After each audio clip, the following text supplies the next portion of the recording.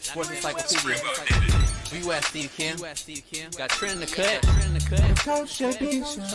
What are you? He's the best. Yeah. He's a master motivator. I'm a master motivator. I ain't no regular ass motivator. I'm a fucking master. Coaches tried to make practice so hard that the game was less intrusive.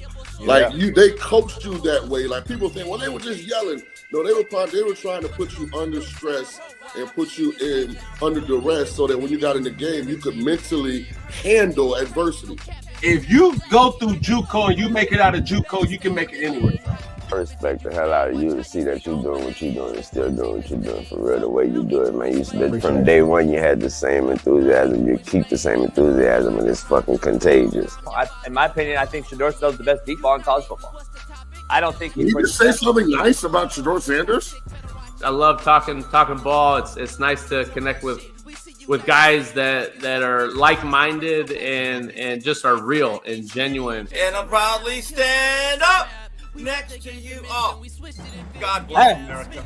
You said belt to ass, T-Red. You got the belt around you. Smitty and Jason Brown. Coach JB Show.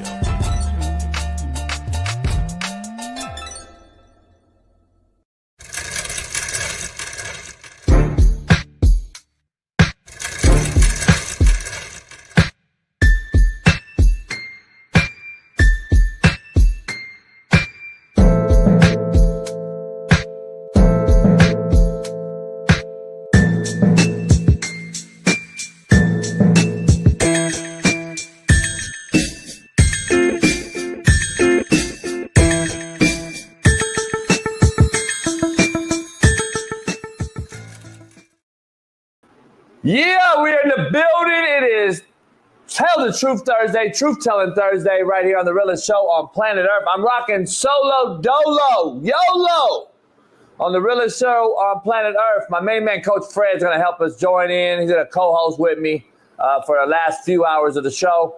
This first hour is all me. So pound that like, subscribe, become a member. Smitty's in New Orleans, and it's going to be an old school show. For all the old school folks. So pound that like. We're back on TikTok, Bits Talk, whatever you want to call it. We're back on that. They let me out of jail. They had me on like a 2-week suspension. Free speech, though. Shout out to all the weirdos on social media. But let's pound that like, man, and make sure you subscribe to my other channel.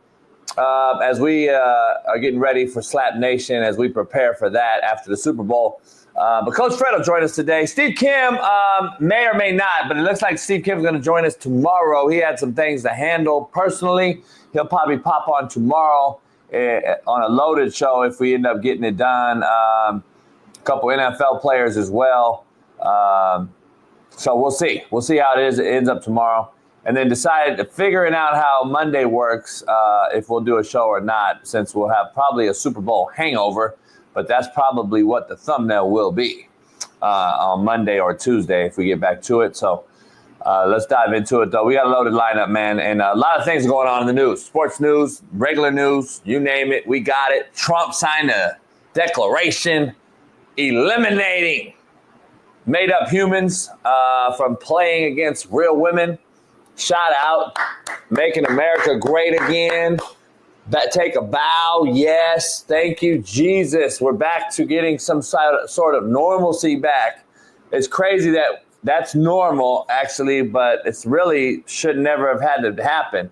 I just want to know, I want to ask D. Jones and all the, DMV and all these weirdo leftists, why this long? Why Biden didn't do it in 4 years? He had a chance. I'm curious. Oh, I know why. Because y'all were too busy making made-up humans actually like the Secretary of fucking Defense. That's why. You wanted them actually to be, flying airplanes and helicopters and on the front line and shit. That's why. I got it. But 4 years, and it took 5 days for a man to take office and say, this ain't right. Boys shouldn't play in girl sports. It took 5 days to figure that out.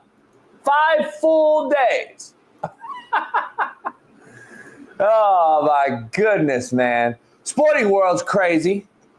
Jimmy Butler goes to Golden State. The Lakers get rid of the future in Dalton Connett. I was kind of upset when I heard that one. I was hoping the Great White Hope would stay with the other Great White Hope, Austin Reeves. They must like Austin Reeves better. He's still young, but I was hoping Dalton Connett would be able to stay. That means to tell me LeBron's still running shit because he didn't waive his no-trade clause. And he told everybody if I was really tripping, I would have left. So the Lakers, again, are appeasing to Clutch Sports and LeBron, it seems like. So he'd probably play another fucking 7 years and have to wait until I'm in my 50s to watch a Laker game again is what it seems like. But let's get into it, man. Addition by subtraction is a real thing. As you all know by now, I say that every single day on this show, the realest show. And Miami will once again get better. Because I believe in Pat Riley and Spoles that they know what they're doing. And they got rid of a cancer. They cut cancer out because it takes one bad apple to ruin the whole batch. Jimmy Butler heads to Golden State. I am telling you right now on the realest show on Planet ERF at 6:07 a.m. West Coast, the 6th of February. I'm telling you right now that one of these two fake gangsters will either bow down to each other, bow down to the other, or they'll both implode and blow up this Golden State team to complete full rebuild by next season. They'll probably get rid of Steph and everybody else when this implodes in their face. Draymond Green and Jimmy Butler, two complete fake wankster, gangster, shitbird extraordinaires, will absolutely destroy this team. Can they win? Sure. Talented group. But with a guy like Steve Kerr, who thinks women and men should play sports together, I'll leave it at that. A soft, weak leader who depends on talent alone to win will now rely on Steph Curry to lead on the court when shit gets going crazy and Jimmy Butler and Draymond Green are choking each other out in the corner and Steve Kerr just sitting there calling Popovich on the phone to ask his woke ass, what should I do, Pop? While Jimmy and Draymond are over here choke fucking each other, Steph now is going to be dependent on fixing everything. So, because Draymond and Jimmy are stuck in their ways and are broken at this stage in their careers, this is Jimmy's, fourth team? Draymond's had how many situations? This will destroy this team as we knew it. But what do I know? Let's dive into it, man. We got quote of the day brought to you by BetUS. Head on over there. Use the promo code CoachJB. Get a 150% bonus on your first deposit up to $2,000 plus protection and insurance. BetUS. Head on over there today. Get all your Super Bowl props in, all your Super Bowl picks in, money lines, etc., and your future bets right now on BetUS. And also make sure you head on over there and tell them that I sent you. Coach JB promo code. Quote of the day: you will never understand until it happens to you. Real simple quote of the day. You will never, ever understand it until it happens to you. It's so funny seeing everybody on Twitter. And I want to use that quote to show you something about this. Because, baby, show that one tweet that Broad made real quick. All right, we're good. I want to show you this broad. Trans women are women. Simple as that. This is awful, especially to do it on National Girls and Women's in Sports Day. Now, if that's not an oxymoronic tweet I've ever seen. By the way, this broad's from California, of course. At least. We're not even going to get into the ESPN tweet. Not yet. I'm going to dive into that. Is that not the most oxymoronic tweet you've ever seen? But listen, the quote of the day that I just gave you was, you will never understand until it happens to you. She won't get it until she goes out there for a layup at the park and a made-up human comes and clubs her shit and pins it against the backboard, nuts all on her neck, and then she's going to be like, what are you? You're not a girl. You have Adam's apple and hairy knuckles. And then she's going to realize that, oh, it's not all equal either, is it?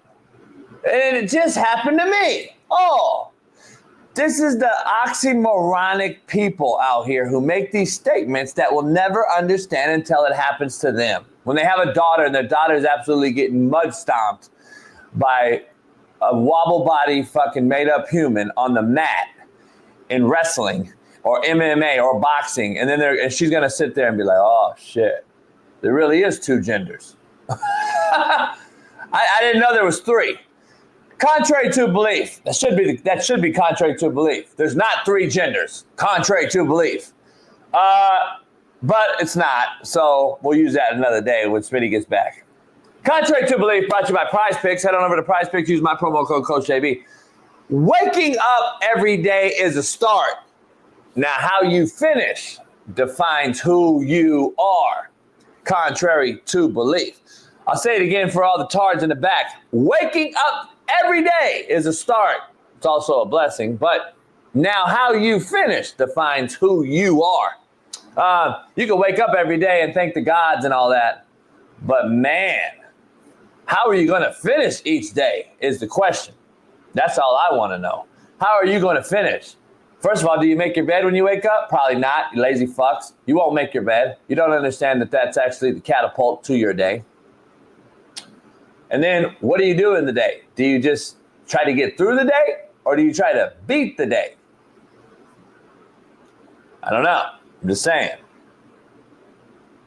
Do you try to get through the day, or do you try to beat the day? That's just something I used to tell my players all the time. Why are you trying to get through the day? Fucking everybody gets through the day. Average is fucking easy.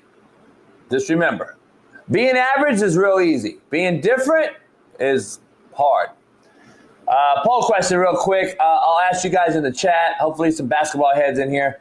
Will Jimmy Butler instantly help Golden State? The key word in there is instantly. Will Jimmy Butler instantly help them out? Here's number one. Golden State's desperate. KD didn't want to go back because he knew it would ruin his legacy, as I had to tell Smitty that yesterday. If KD goes back to Golden State, his legacy's cooked. So I'm glad he didn't, and he figured out, all right, if I'm the greatest scorer of all time, like Stephen A. Smith says I am, then guess what? I need to prove that I can win with somebody else and myself being the bus driver. KD stayed put, probably will stay unless he's shipped to Miami today, which I wouldn't be shocked either if Pat Riley made a deal and got him some KD. KD just seems to be... KD's never made a team better. I don't know if you realize that. Golden State was going to win regardless, contrary to Smitty's belief. Steph was still the catalyst on the team. KD was not. And Steph beat LeBron in the era of LeBron's height without KD twice. Did he not? Did Steph not beat LeBron twice without KD? Yes or no? That's all I want to know. How many times has KD beat LeBron without Steph? It's really that simple. I don't understand the argument from Smitty and all this dick writers on social media. One won without, one has not. Period. One has won constantly. One has never won anywhere else other than Golden State. So, Live was removed on TikTok. Fuck it. Baby, fuck TikTok. I don't understand it. I didn't say nothing. TikTok's a fucking woke joke organization. God damn. Well, oh well, TikTok. Man, you know what you said.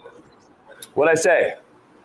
Hate speech. TikTok is enriched by various backgrounds, Bailey. Oh, really? To our community members, our differences should be respected, Bailey, rather than a cause for division, says TikTok. I thought Trump kept them alive. Wouldn't we just change all the fucking bylaws on that bitch? Anyway.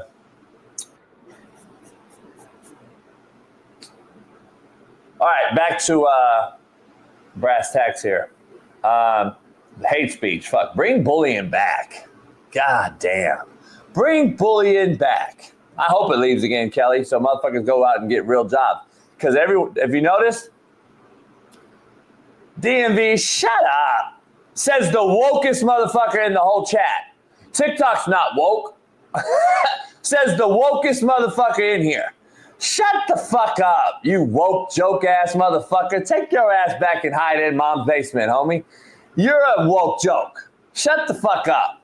Now, number 2, just so we know, Keith Smith, you go over with fucking DMV and kick it with him. Shut the fuck up, you big titty motherfucker. So let's dive into something real quick. I gotta ask you.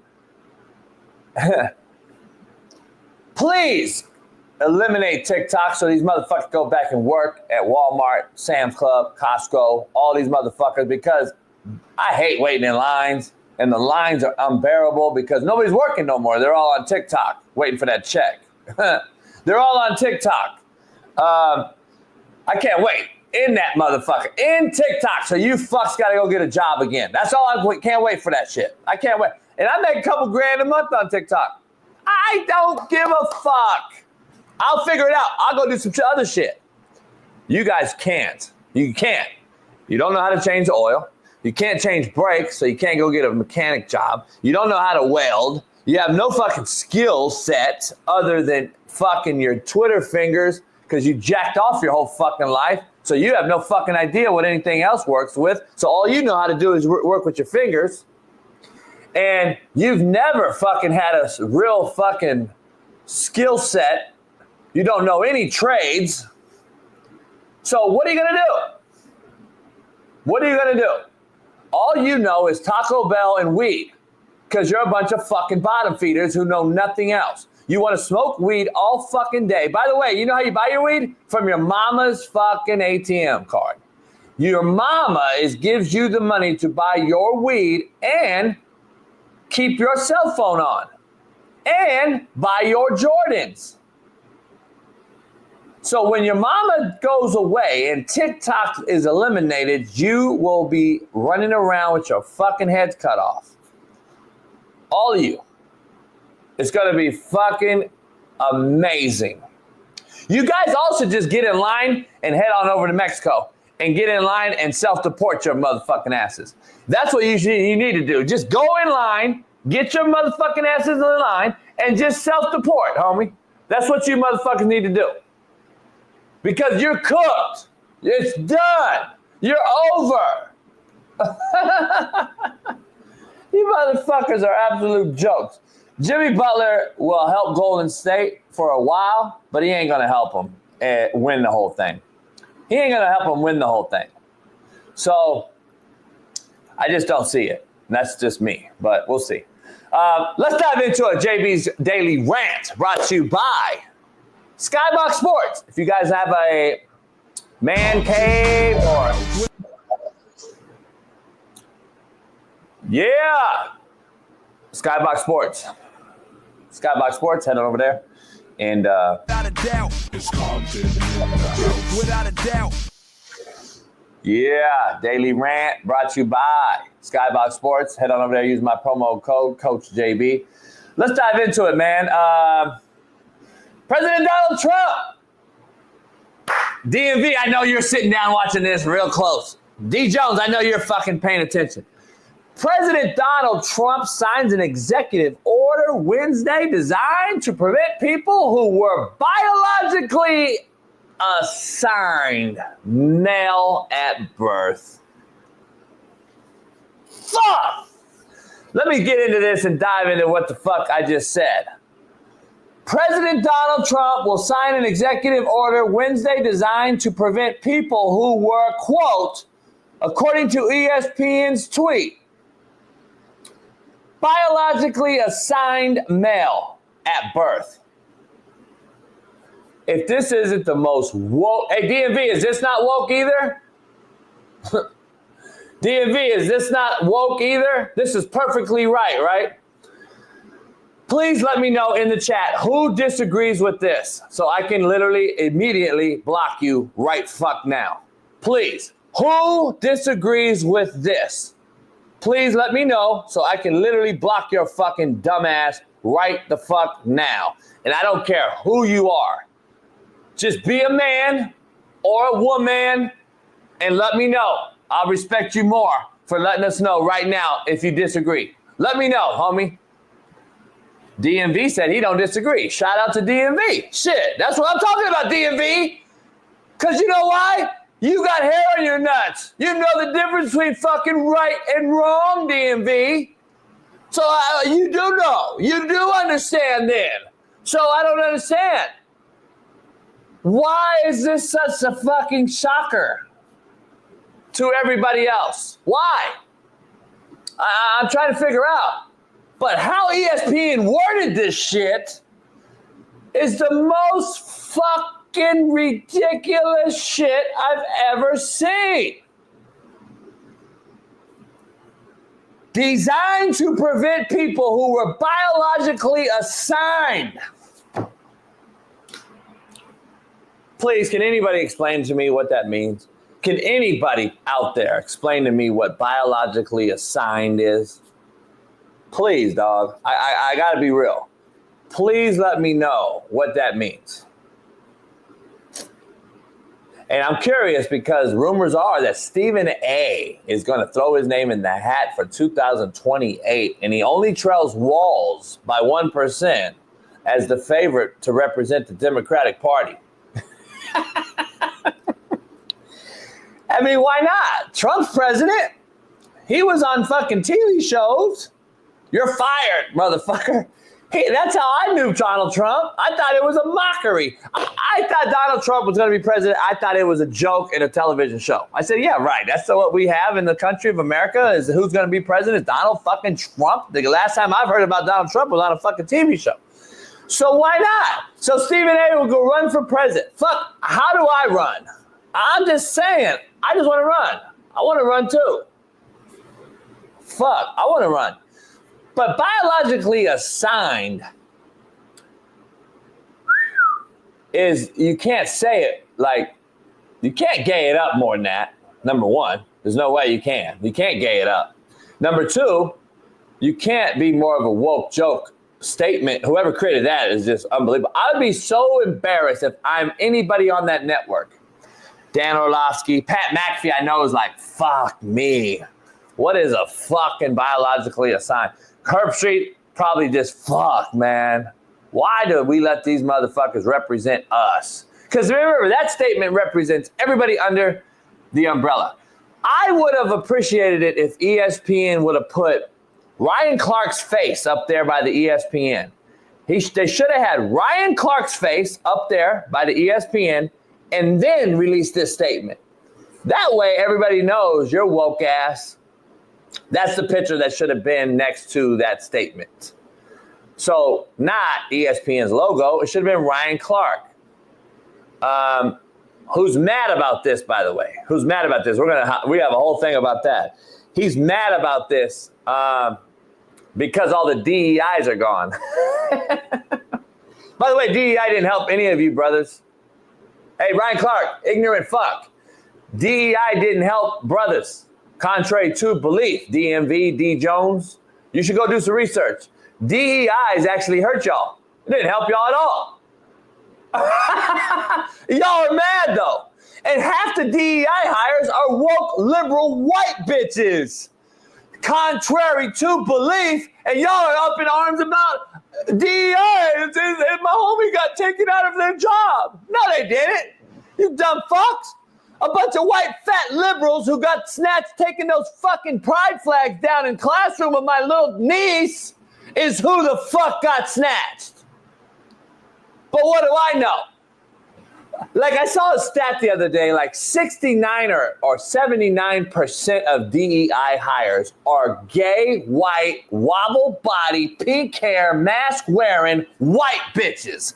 FYI. So if you don't understand the truth, go check it out. But ignorance is life-threatening, and then we got idiots who will go defend anything because they see DEI like Smitty does and thinks it's automatically versus black people. You guys got to wake up, homie, go do some fucking research. It ain't that hard. Get off Google and Twitter and actually go do some deep dive. And then come back and say, fuck, man, you know what? Damn. My homie was actually not getting the job. He didn't get the job and get taken out and put in line to go to Mexico. He actually never got the job. That's what you should. Damn, he never got the motherfucking job. Contrary to belief, JB was right. He didn't get the job. If you don't think Mina Kimes is a DEI hire, you're fucking ignorant. She black? Is she black, Brandon Watley? Brandon Watley, the show's better when you're a member. Because when you're not a member, guess what? I block bitch-made cats like you. Because you're a nobody. You're an absolute nobody who sits here and actually fucking jerks himself off every day to DEI hires and sits there and is like, oh, fuck. JB's by himself. I can't watch this white motherfucker talk shit. You're a fucking joke. Says the woke fucking joke on the show, Brandon Watley. Why are you not a member, by the way, motherfucker? You ain't never contributed one fucking thing to the show. At least DMV got nuts and guts to talk shit and stand on it. Your bitch ass don't do shit. You ain't never contributed one thing to the show. All you do is come on this motherfucker and talk shit. That's what bitches do, by the way. I don't know if you know that. The definition of a bitch is to talk shit behind the screen and never contribute to the actual event.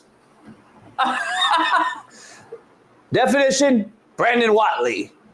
Bitch made cat. BMK. New t-shirt, by the way, going on store, Coach JB store today.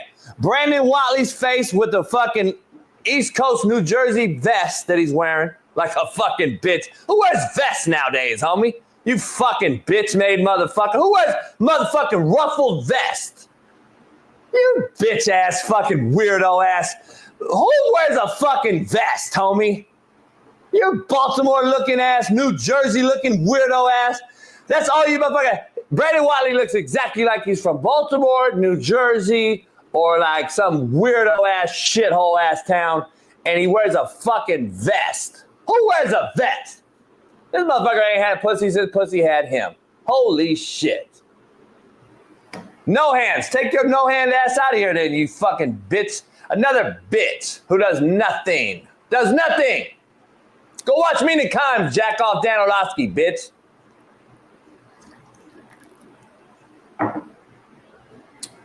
So moving on amicably, let's dive into Ted. Alcohol helps the body. I don't know if you know that. Ted on Twitter, Ted on X. Alcohol helps the body. Now let's dive into this tweet. We're gonna stay on this Donald Trump thing for a while. If you guys don't like it, bye. So we're gonna take a listen to watch on this. Trans women are women. This lady named Elise Ryan says on X. All right. Trans women are women. Simple as that. Okay, she made a statement. Trans women are women. Simple as that. She should have put a fucking explanation point. That's what she said. This is awful. Let me put it in context for all the audio out here. Trans women are women, audio listeners, according to Elise on X. Trans women are women. Simple as that. Okay, now listen to this next one, though, so to put it all in context. This is awful, especially to do on National Girls and Women in Sports Day. Now, let me make sure I redo this. Trans women are women. Simple as that. So for Trump to sign an executive order on National Girls and Women in Sports Day, it's awful. So let me get this straight. I'm fucking confused as a motherfucker at this point. I'm reading this and I'm like, so trans women are women. And on Real Women's Day, it's a shame that Trump put in an order to stop made-up humans compete versus real women. Now, make that make sense, dog. I'm so fucking confused on the whole tweet from Elise. And this is why we got so very few left-wing weirdo fucks in California where I'm at. Even though it's red as fuck and people don't really want to know that shit because we got a weirdo fucking demonic governor in Newsom. The fact of the state is actually red. People don't want to talk about that. But this is why California gets a bad rap, because these fucking idiots right here. So guess what I said? Hey, Elise, then go fight one, and I want to see how it fares for you, genius. If they're such a great woman, then go fight one. Because I guess biology was not her strong suit. KCBD, California is red, you dumb fuck. Are you here? I thought everything was red, you fucking Chiefs Queendom fucking cunt. I thought everything was red. Now it's not red? You weirdo fucking Kansas City Chiefs Queendom fans. Shut the fuck up. You weirdo fucks. God damn, your fucking fan base is insufferable. You motherfuckers are the weirdest fucking fan base, homie, I've ever met in my fucking life. Holy shit. I thought everything was red, you weirdo fuck. Now it's not. Anyway, I told this bitch, go fight one. Let's see you fight her, genius. That's what I told this bitch. Yes, she is a bitch. Sorry, women. This is what you get. Some women need to be called it outside the bedroom. Sometimes in the bedroom, you know the women, you guys like that shit and I love it. But sometimes y'all need to be called it. I'm sorry. I hate to say it. Usually I like calling men bitches. You know what I mean? Like Brandon Watley.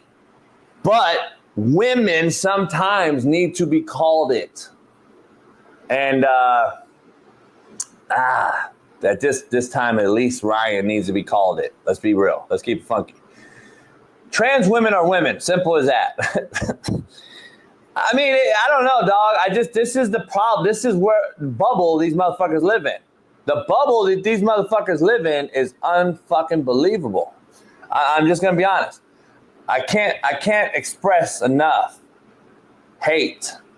Brandon, I promise you don't hope to meet me, homie. You don't hope to meet me ever, Brandon Watley. Ever.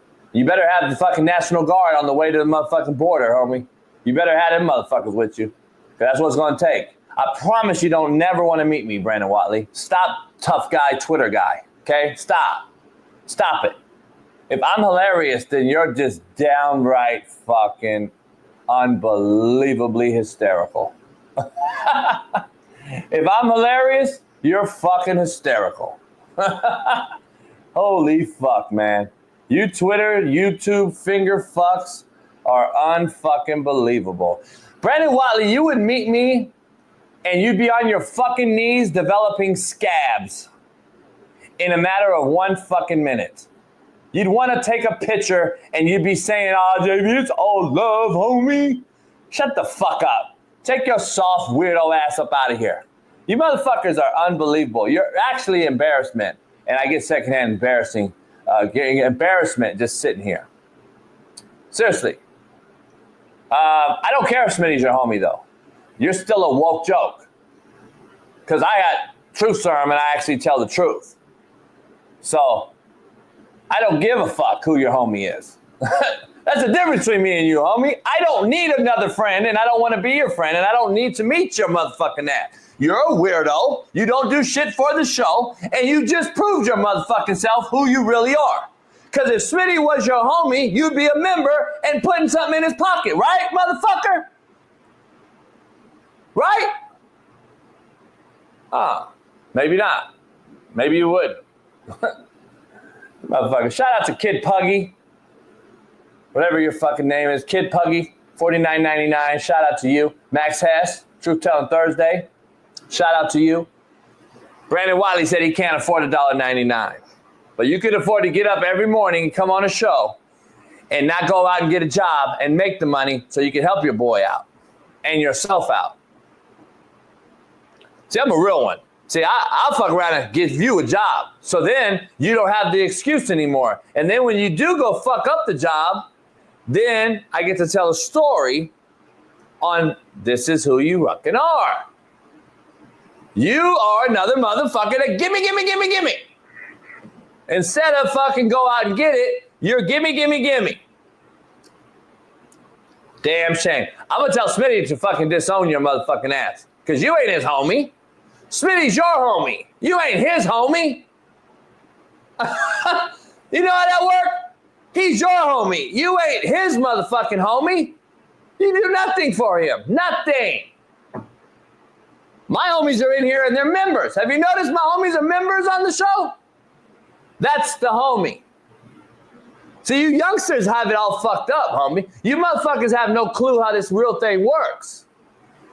But you'll be the first one that's down and out asking the homie for some fucking money. And then the homie will sell some gear. Have you bought Smitty's gear? Brandon, have you bought Smitty's hoodies or anything? Have you bought any of Smitty's merch on his website?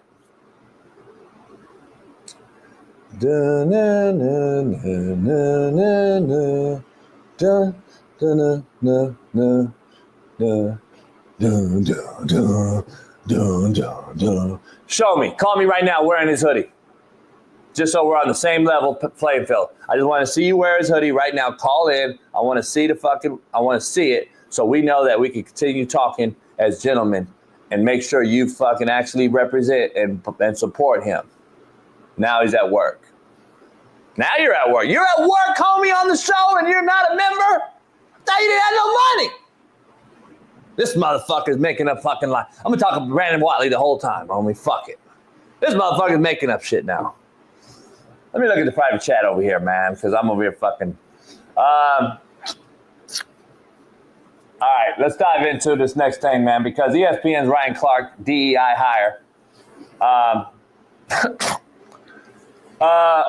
goes off on Donald Trump. Let's take a listen, man, because I haven't really heard this shit. He gives me cringe vibes, as y'all say, and as soon as I see this motherfucker, I just want to beat the fuck out of him. Me and Marcellus going to pull up on him one day, but here it is. Thing is, amidst what President Trump is doing in an actual, truly all you could say is an assault and an attack on diversity, equity, and inclusion, I think it was big for Roger Goodell to stand up as the NFL commissioner and say diversity has been good for us, right? The elevation of minority groups within the NFL has been something that has made the game better. I think you have to say that part of it, right? Because so many times the other side will have you look at diversity, equity, and inclusion as if it means you don't have to hire the most qualified candidate. What it means is previously you weren't even giving the most qualified candidates opportunities, right? Diversity, equity, inclusion policies were a form of necessity, right? Bailey, I'm done. That motherfucker gives me cringe vibes. Fred Taylor couldn't even look at him. Because Fred Taylor's sitting there like, fuck, man, the NFL gave me a whole life outside the hood. like this motherfucker gave me a whole life. It's like listening to a bit. Right? It's like listening to a bit, Gorjan. Right? It's like listening to a broad talk. Straight up. That's what it sounds like to me. I get bitch vibes, homie. The motherfucker just rambles on and says a bunch of nonsense. A bunch of nonsense for no apparent reason whatsoever. Shout out to Max Hass. Max, are you coming to the Super Bowl party? You said you was driving all over creation. I didn't know if you wanted to drive or not. Max Hass said one day he was flying, and the next day he said he's driving through Bakersfield. I was like, how the fuck you fly and then drive through Bakersfield? Where'd you fly to, motherfucker? Fresno? Brian Case, what are you gonna do, Brian Case? You got a babysitter and shit? Come out here and then pick some fucking some goddamn prop bets and shit. You'd be winning all this goddamn time. Lucy, you come? Nope. You know, I know Lucy ain't coming. Lucy just be fat mouthing. She ain't coming. Chris coming? I think Chris might be coming. Chris is local though.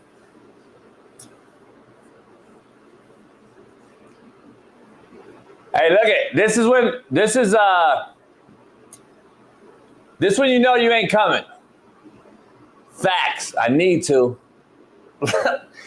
That's BPS, number one, Brian Case. Brian Case married to a sister, though, got mixed babies. First of all, that's BPS, Brian Case. Fuck, I need to come.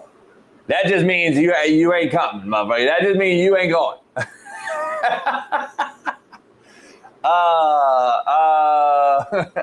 It ain't no rack to fly here, Brian Case. You go fucking get on. You better get your ass on Spirit with fucking DMV and them.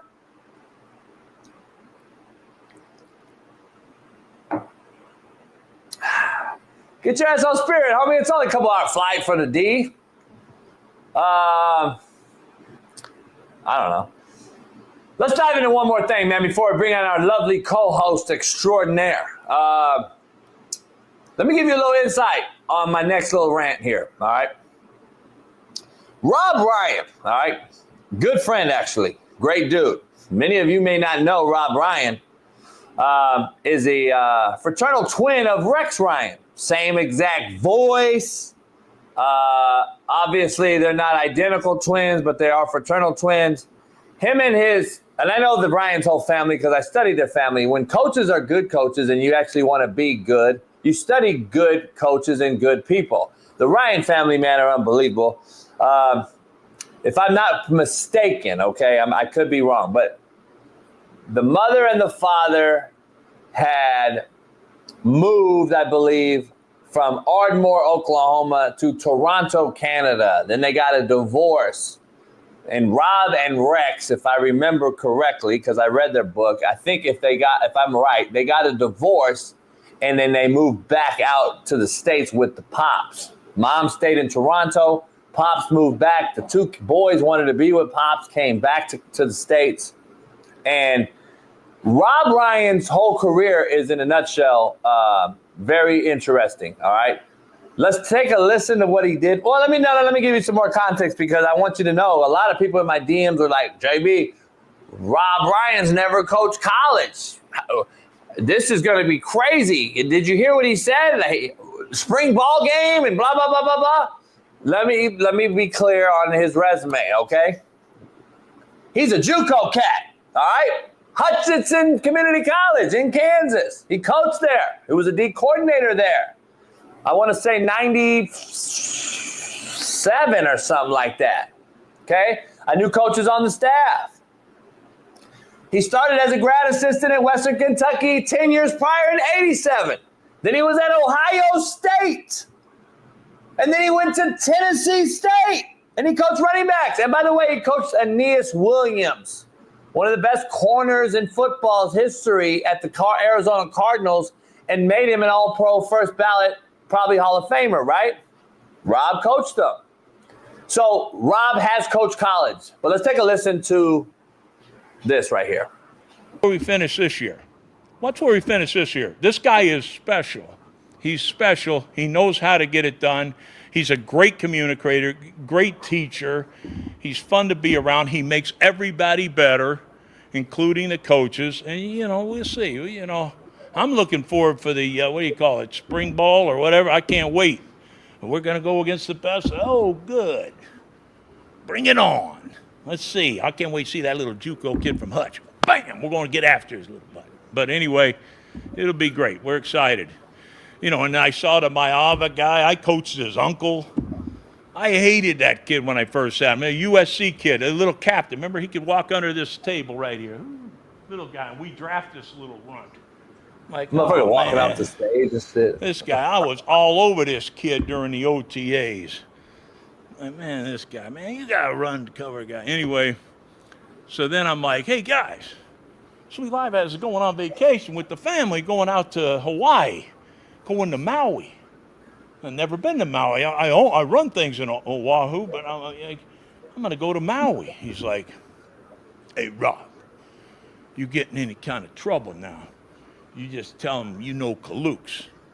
I'm like, man, yeah, I'm going to tell him I know Kalooks. Motherfuckers walking off the fucking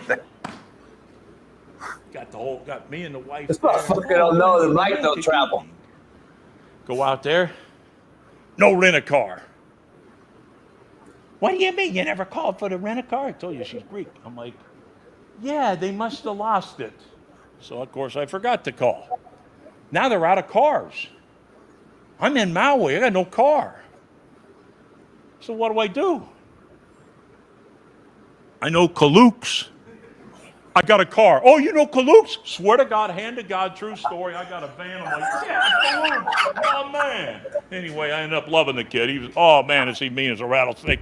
And there was a reason why that kid was captain with all those first-round draft choices. I love that guy. Ended up, looks can be deceiving. Looks can be deceiving. Don't mind the long hair and all the shit. Rob will get after it. Here's my prediction on this. I don't know how he'll manage a shitbird boss who's a fake as a $3 bill. I don't know how he'll handle Lincoln Riley. That's the number one issue I have. Because he's organic. He's not changing. He's legit. He's got a heart. Great human, family. He's going to see that Lincoln Riley is a shitbird, fake fuck, and I just don't know how he'll handle him. That's the only issue I have. He can be great on the defensive side for SC because he's a great defensive mind, and he's got his brother to call anytime he wants, Rex, who's one of the best defensive minds also, and the dad, obviously, one of the best ever. So the family lineage is obviously there. But can he go a day in the spring without absolutely choke fucking Lincoln Riley or one of these enabled pussy kids? That's my only question. And that would be my biggest concern. Because kids love him, players love him, everyone loves him. But he will see through fake shit because he wants to actually coach kids and help kids. That's what he does. I don't see it. I want to be positive here. But when you have a fucking fake leader, you can only do so much as a coordinator. And what's going to happen is, let me give you a little insight. What's going to happen is all the players are going to gravitate to him and they're going to love him. And then the leader, the fake one that the players don't necessarily fucking gravitate to, Lincoln Riley, is going to see it as a threat in the building. And then you're going to have a disconnect. And you're going to have a major problem. And I'm just telling you, I've been on many staffs that this happens on. And that's not his nature to go backbite. He don't want to be the fucking head coach at USC. I can promise you right now. He does not want to be the head coach of USC. But when the players love him and gravitate to him because he coaches them fucking hard and he tells them the truth, and Lincoln don't, and only lies and tells them bullshit, whispers, sweet nothings in their ear that ends up being full of shit, they're going to say, damn, one of these motherfuckers is real, one of them's not. I'm going to gravitate to the D coordinator, even offensive guys. Just watch. I've been there. And then you're going to have a problem. And then who goes? Rob Ryan. And that's just the unfortunate fact of this business. When you pay a guy $10 million a year in Lincoln Riley, the guy that gets 2 or 3 gets gone. So I love the hire for USC. Brings back a little Pete Carroll-esque, funny, go-getter. He can walk into a room and stop the room. He can go get some kids. I'm sure of it. All the players he's coached, the great NFL Hall of Famers that Rob's coached, the Pro Bowlers that he's coached, easy. Call any of them to go call one of these big-time recruits to help land them all day. But can he survive Lincoln Riley and the fake fuckness that's going to happen at USC? That's going to be the question. That's going to be the question, man. I just don't know if he can. But we'll see. We'll see. It's going to be very interesting at the worst case scenario. It's going to be very interesting. Baby, let's take a quick break. Let me refresh, get my coffee, and bring in our co-host for the next 2 days, our main man, Coach Fred. Fan favorite, a lot of you guys love. We're going to bring in Coach Fred's going to help us out, co-host the rest of the week here on the realest show on planet Earth. So pound that like, subscribe, become a member, and we'll be back in about 5 minutes with Coach Fred and a bunch of topics. Peace.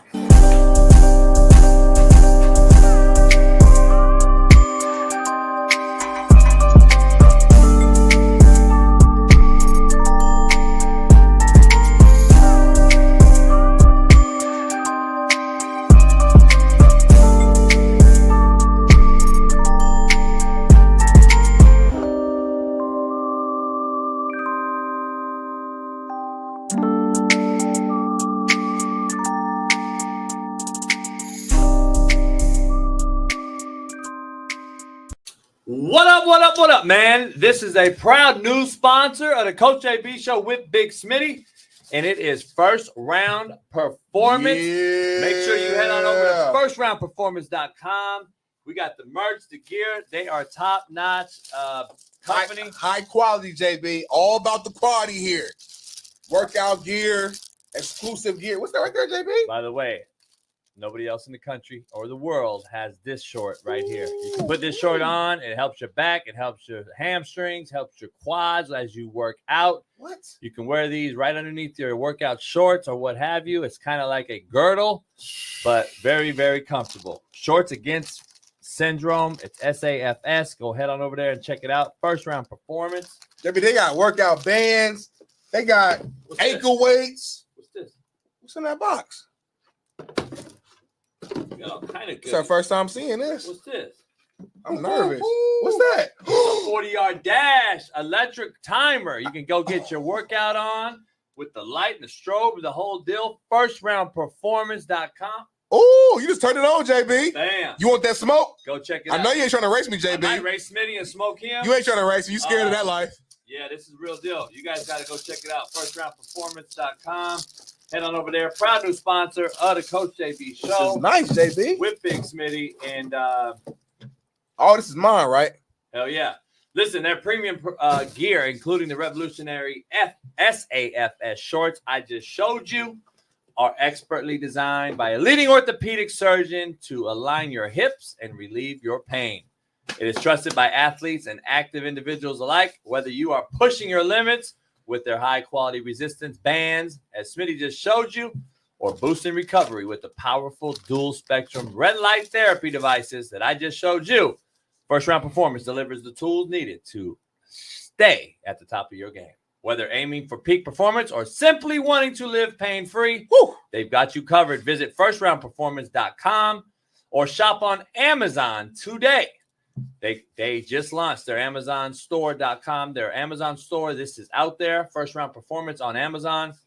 And so go help them out and grab some performance gear today.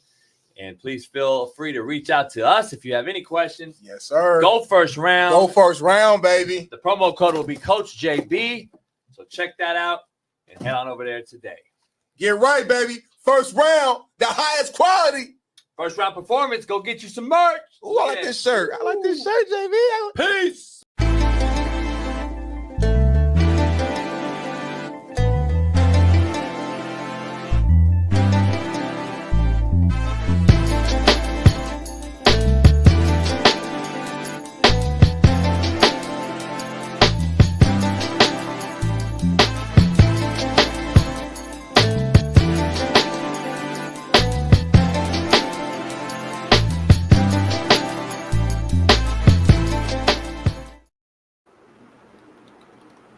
We are back in the building. Pound that like, subscribe, become a member if you're not one already. We got a lot going on here, man, on a truth-telling Thursday. And a lot going on in the world, man. A lot going on in the world. Shout out to Sage Still, man. Sage Still, love Sage Still. She was at the White House yesterday dealing with drama, seeing the bill get passed by President Trump to stop men competing versus women in sports, which I believe everybody in this chat agrees with as well. So let's dive into it, man. Let's bring in our main man, HBCU legend. And Fred, you're good. I'm just looking at the private chat. HBCU legend, man. Alcorn State, man, assistant head coach. Try to keep him out of harm's way on the realest show on planet ERF. Shout out to my main man, Coach Fred. Let's bring him in. Yeah, cigars. Your voice on your mic on? Can you hear me? I hear. Yep. I just had to hear you take a drink. I knew right away. It's a slow day in the sports world, Coach Fred. We got NBA thumbnails and shit because, you know, Jimmy Butler's going to Golden State and Dalton Connect, the great white hope in L.A. got traded. Nobody thought that as a rookie. Big-time rookie get for the Lakers. You kept Dalton Connect. See, that's what these cats in the chat don't understand, Coach. these DEI hires that no one wants to talk about. Dalton Connect got traded, but Bronny fucking James didn't. Hey, like, can I be serious? Can I be more real? You got rid of Dalton Connect and kept Bronny James? Yeah, I was Come crushed. on. I was crushed. I like. You're a Laker fan, huh? Yeah, I like to connect. That was great. Oh, folks asleep. You know, he played in the Kansas, right? Connect did? Yeah. Yeah, I think so. Did he? Yeah. Well, they must like Austin Reeves better. I'm just saying, because I mean, I get it. Nobody wants Bronny James. I get it. But that's the definition. I'm just throwing that out there for all you motherfuckers that don't understand. Dalton Connect got I don't know. And who they get? They got center. this. Yeah, the center. So he's supposed to be the guy. I never heard of him. He has he's a Duke guy. He's got JJ Redick ties. They say he has a wingspan of almost 10 foot. You know, so he's like 7 foot. Extremely long wingspan. I just didn't like it because we're talking about remortgage for the future with Luka. You keep Luka, you keep AR-15, you keep Connect, and then you go find you a low-budget center, so to speak. I mean, I don't know if the future can get any brighter with that, man.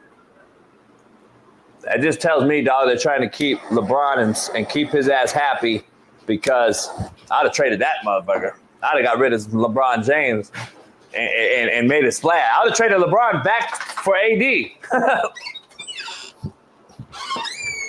I'd have brought AD ass back. That would have been wild. Hey, it is what I mean. Shit, I would have brought that shit back. Hey, so look, Trump in the news, in the big news. People are DMing me like, Coach, stay out of politics and talk football. We love it. Number one, this ain't really politics. It's actually real life. Real life shit happens here. Just so you know, Fred lost some shit. I guess he lost some connection. Yeah, we gotta get Fred's shit tight. Yeah, okay, bet. We're gonna get him right. This isn't just politics, dog. It's a mixture of sports and real talk. Stopping women from having to face men is just real life, normal shit. I don't understand why it's so political. It's actually just real life. You back straight? Can you hear me? Yeah, it's just cutting out. It's kind of delayed or cutting out real bad. I don't know what happened. Let me see if you're normal now. You might be back. Cool. Let me see. Turn my shit down. You can talk. Go ahead, talk. Can you hear me? Yeah. I hear me in your back. Yeah, you're good. I don't think it's politics, Fred. I think it's just normal shit. Like, women shouldn't play versus men and vice versa in sports. And I don't believe anybody, regardless of your political belief, believes that should be the case. So I don't know why it's political. It's actually just talking about real shit. Like, the bottom line is I don't want my daughter, my wife, my sister, nobody facing a man in anything. Here's the cold part, Coach Fred. And this is what you kill them with kindness. Of course, that's what I love to do, right? Because I don't talk shit to nobody, but I talk kindness. So I said, hey, would you let a dude walk into your house and strong arm your sister, daughter, or wife? And it's crazy when we get these R words, these assaults and all these other things that happen to our women out here. Nobody wants to mention the fact that, okay, so the women come out on one side, Fred, and say, damn, she had no chance to stand. She stood no chance against the assailant, a man. But then we go to sports and she has a chance? Like, come on, man. Like, where's the common sense? It just kills me, man. It kills me. And Fred, look, I love women, but where are the women at? I don't see the women. I don't see the women coming out. I saw Marcellus' wife yesterday post something, and I posted it. She was like, man, she got Marcellus' wife got canceled on a reality, one of the wives shows. His wife was on it, and they cut her out because she went out and said, I don't want my daughter facing a boy in sports. And she took major heat, dog. Like, we were so upside down in the world that they fired her from a reality TV series because she came out and said, I don't want my daughter playing against boys. And that's how crazy this is now. So when Trump puts this in declaration yesterday and signs a order, now everybody's up in arms. Like, shit is crazy because, again, we're numb to it. We're numb to it.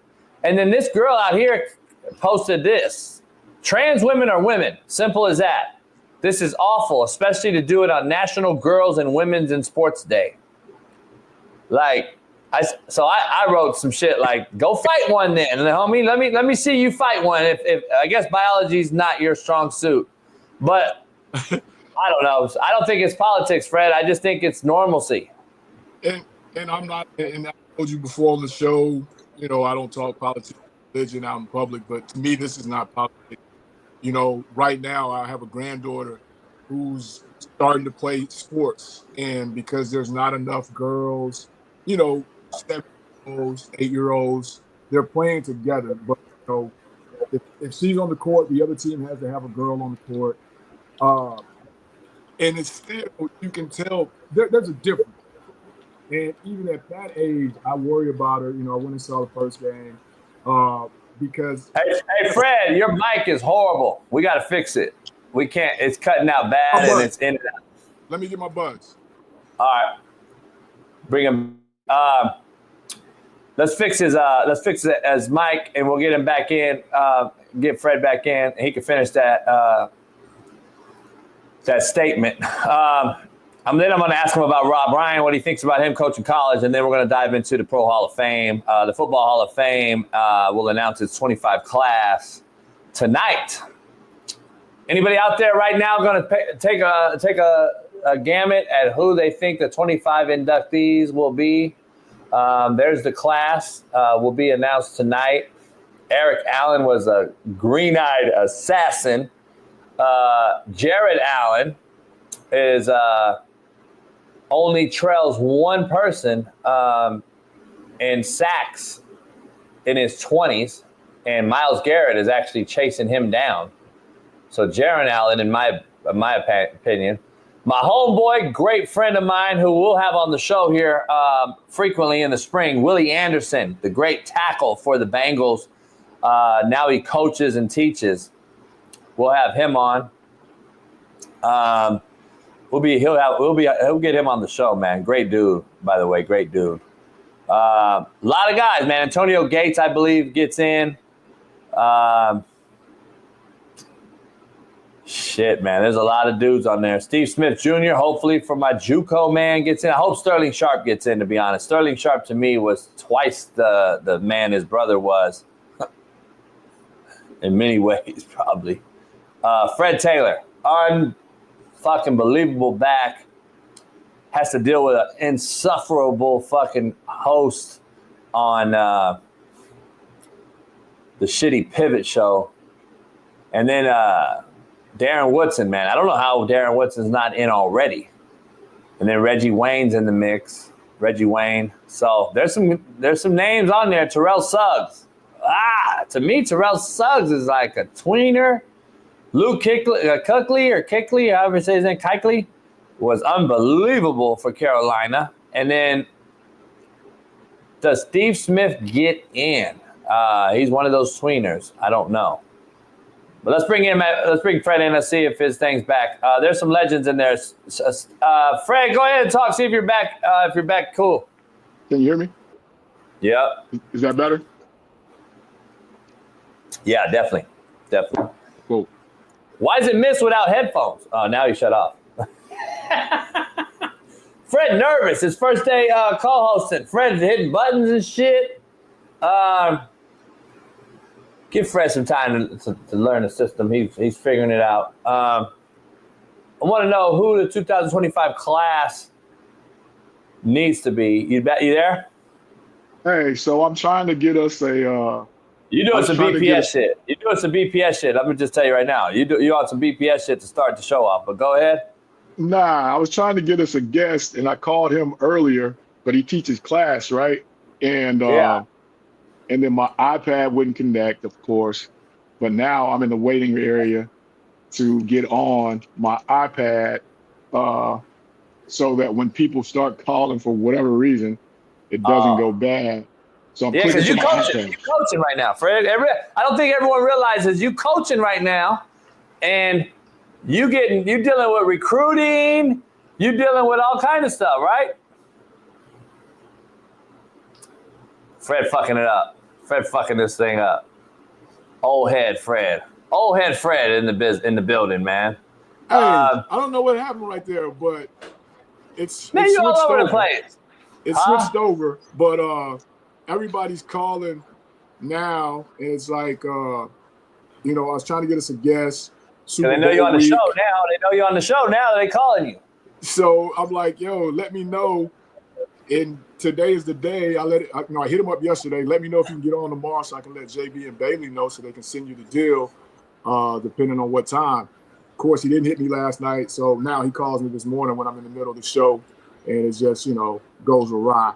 But anyway, and he's texting me, hey, I have 10 minutes at 11:30. I don't know what time that would be for us, but but yeah, as I was saying, man, the whole thing with the little girls, man, having my granddaughter playing basketball with little boys, her age, yeah, they're in the same class, but there's a difference, and it's not political, but I don't want her going to the basket and little Johnny, who's out there playing as hard as he can possibly play, whack her across the head, because that's a real deal. And it's not the same as if Sally, who's on the court at the same time, hits her. That's kind of an equal thing. So now when you talk about who was that in Minnesota where the guy was wrestling girls or whatever and wins the state champ, that I don't understand that part, if that makes sense. It's crazy. Fred, we got to interrupt you. We got breaking news here. Uh-oh. What up, fellas? We got breaking news. So, Ohio State and Ryan Day have agreed on a contract extension through the 2031 season. Day is now set to make $12.5 million annually. Breaking news. Hey, Fred, here's the thing. 3 weeks ago, you motherfuckers wanted him fired. And now he's the highest paid coach in college football, right? It's got to be close. I don't know what his incentives are. I'm sure Ohio State gets incentives. I know Urban had a private jet, golf course access. They all get these crazy incentives. But Brian Case in the chat said, I love it. And he's a full-on Michigan Wolverine.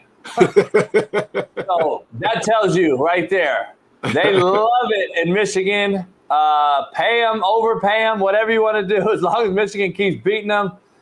Listen, I know there's probably a crazy buyout in there, but he won the Natty in a watered-down playoff situation, in my opinion. But he won it, and they rewarded him, Fred. I mean, I ain't tripping, I ain't hating. But, you did a show a couple days ago, man, and, this just goes to, strengthening your take. I'm not questioning him, but bring Ryan Day down to Alcorn State, take us to Ohio State, and let's see if he's worth that, that 12.5, whatever, which goes back to your argument. The fabric of the game is kind of getting stretched, and I don't know if it ever gets stretched back to where it should be, where it was. The game that me and you started playing when we were itty-bitty. Because now it's not that, because now somebody's about to come back and make the guy at Texas A&M the highest paid coach by $1 just to say that their guy is the highest. And it just kind of goes from there. It's no longer about coaching. It's professional. And I think you said that a couple of days ago. It's really AAA baseball at the collegiate level. This is what this has become. Yeah, man, it's crazy. It's like golfing, man. So close yet so far away is the adage they use in golf. Like, the ball will go right past the cup, man, and it misses the cup, though. It'll roll by 15 feet. And it's just, there's no truer statement. So very close, yet so far away.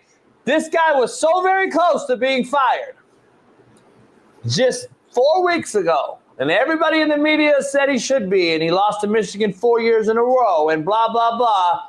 And now look, so far away. It couldn't be the furthest thing from people's discussion now, firing Ryan Day $12 million later. Because if it's the first college football playoff, he don't get in. And then what? You know what I mean? If Oregon is who Oregon said they were all season long, he's out after the first round. Well, second round. Does he still get that? You know, so like you said, so close yet so far away. Because A, if it's the way it started, he doesn't get in. B, okay, it's what it is, new college football playoff. He's going after the first round. Are we moving on, or where are we at right now? But, you know, again, that kind of goes back to your argument a couple weeks ago. It's a different ball game out there, man. It's a different ball game out there. Yeah, it's crazy, man. I don't understand it, but it is what it is. I'm sure Michigan fans love it, I guess. So I don't know. Hey, Fred, we got to dive into the Pro Hall of Fame, Football Hall of Fame, man. We'll announce the 25 class tonight. The 50-person selection committee may select up to 5 modern-era players. Each must receive a minimum positive vote of 80% for election. And then 5 others, meaning the senior category finalists, Maxie Baum, Sterling Sharp, Jim Trier, along with coach finalist Mike Holmgren. And then there's a contributor finalist in Ralph Hay. Also, those are candidates for the 25 class. Here's the guys. I just want to go through this list real quick. Eric Allen, the Green Eye Assassin, was unbelievable. Jared Allen, I think, is second all-time in sacks in his 20s. Myles Garrett trails him right now for having over 100 sacks during their 20s. And that's a crazy feat. I think Reggie White's 1, Jared Allen's 2, and then Myles Garrett's 3, all to have over 100 sacks in their 20s. Willie Anderson, good friend of mine. He'll be on the show here soon. Great tackle for the Cincinnati Bengals. Teaches and coaches now. Does his own thing. Willie Anderson Foundation. He's in there. I hope he gets in. I don't know the other names. Antonio Gaines seems to be a sure lock. Let's talk about the questionable ones, Fred. Here's the questionable ones to me. Number 1, I would say Steve Smith, JUCO legend right here in Santa Monica. A friend of mine, played against him, obviously, while he was at Santa Monica with Chad Johnson. I was at Compton with my boy Nate Turner. He was my receiver. I don't know if Steve gets in. Terrell Suggs, Fred, is a questionable one to me. He's just in a very, very strong position group. Fred Taylor, I think he's arguably one of the most underrated backs ever. Too bad I said he has to share a stage now with a clown, Ryan Clark. And then you got Vinatieri, I think is a shoe-in, right? And then you got Reggie Wayne, Darren Woodson, and Eli Manning is a very interesting one. Torrey Holt needs to be in. I would take Torrey over Steve, and I love both of them. Torrey Holt, to me, is the best hand-eye coordination ball catcher that never crossed his face. The ball never crossed his face. And I got to throw him passes with Kurt Warner one day. He has the greatest set of hands and eyes I've ever seen in my life in the NFL, period, anywhere. So I don't know, man. It's a tough one right here. But, like, Eli Manning beat Tom twice. A lot of people, we have that debate all the time, Fred. Does he deserve it? Does he not? I don't know. Where you at with the questionable ones, or who would you question? I think Eli gets in. Really? The added push. I don't know how you tell a Manning no. Plus he's got for Super Bowls. So I think he gets in. Steve to me is questionable, like you said. A heck of a career, but I just don't know how it stacks up to first ballots. Out of those three wideouts, if you got a process of elimination, because basically you're only going to get a certain amount of guys in this class. Yeah. Torrey Holt, Reggie Wayne, Steve Smith. Where do you rank them? You can only take one in this class. Well, who does Fred take? I got to go with the greatest show on turf, just because that run they had was unbelievable, and he was the head of that. So I would have to go him, Steve Smith, and then does Reggie get in because his quarterback's in? For many years in Indy, him and Peyton were really, really in tune with Marvin Harrison as well. So Marvin's in, right? Marvin's already in. Yeah. So process of elimination, does he get in because of that? Those other two are in. So he may be the one to go. The one that's really questionable for me on the list, and correct me if I'm wrong, or give me your thoughts. And he was a dog. He was an animal. Luke Kuechly. Does he have the track record? When he was there, he was there. But, the concussion thing kind of cut it short. Does he have enough on the resume to get in? That's the only one to me that's really. And I missed one, Coach. I missed one. Sterling Sharp's on there. I don't know why I don't know why in my mind I had him, because I'm seeing fucking his brother on every goddamn short clip and video on the internet. I thought it was his ass for some reason. I was thinking tight end, but Sterling is a wideout as well. So there's four. I think Sterling should have been in, man. Should have been in. I think Sterling should have been in a long time ago. And if I'm being unbiased, because if I'm biased, I'm taking Torrey Holt, but I got to be real. Sterling deserves it. I would have Sterling number one. If I had to put him in, and I would put Torrey in next year with Steve Smith maybe. I don't think Reggie Wayne belongs in. Not yet. I got to look at his stats. I'm not a stat guy. I just remember with Marvin and all that stuff with Peyton. Remember, Torrey Holt and Isaac Bruce played together along with Azakeem and Azakeem. There's a name. LA kid. They had the greatest show. And then Marshall, obviously, and Mike Martz calling that wizardry when he motioned him out. They'd get into empty. They do all these things. But remember, he only had Kurt Warner for a very short time. Yeah. It wasn't like he didn't have him as long as Peyton was there with those two.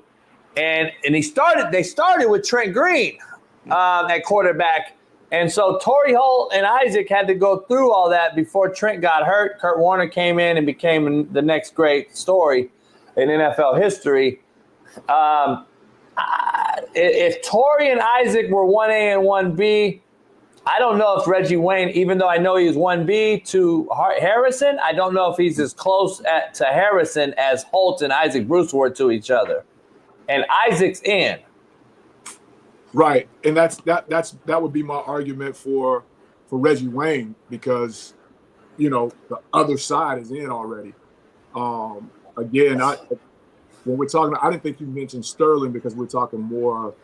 I don't want to say modern because everybody on here is retired, but those guys were closer to us than Sterling. So that's why I thought you didn't mention him, because to me, him and Fred Taylor, I don't know what they've done to somebody, but they should have been in. There's no reason Fred Taylor shouldn't have already been in for what he did at Jacksonville, literally carrying that franchise for all those years, and his numbers.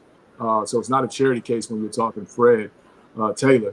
Only reason I think Reggie gets in is because, like I said, Peyton, Marvin Harrison, and I guess Torrey would be under that same argument with you. Jared Allen, I think, has got to be a first ballot guy. If Tony Gonzalez is in, don't you think Antonio Gates has got to be in?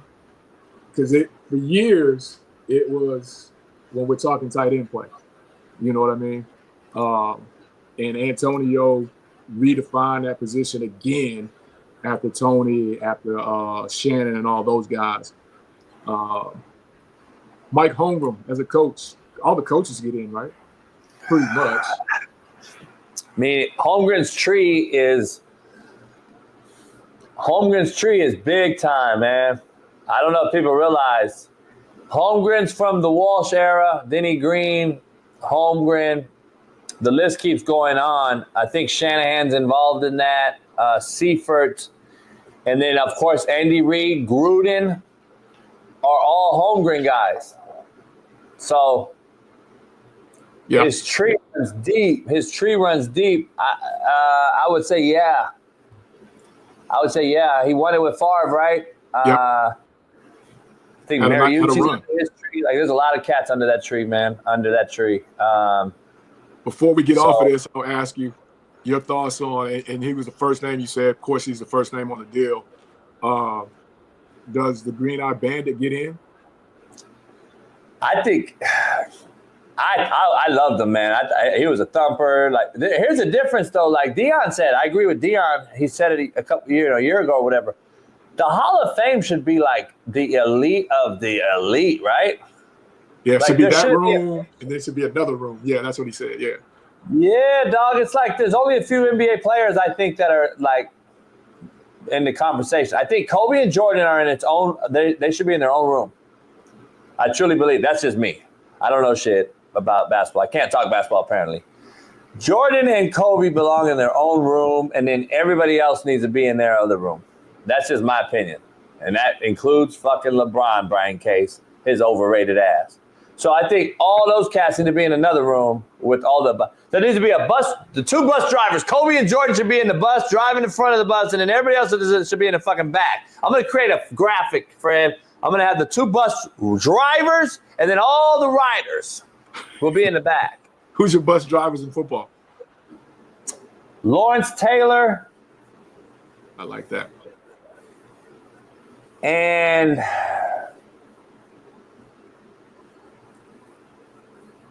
Tom Brady, I guess, just because of rings. Lawrence Taylor is the greatest football player.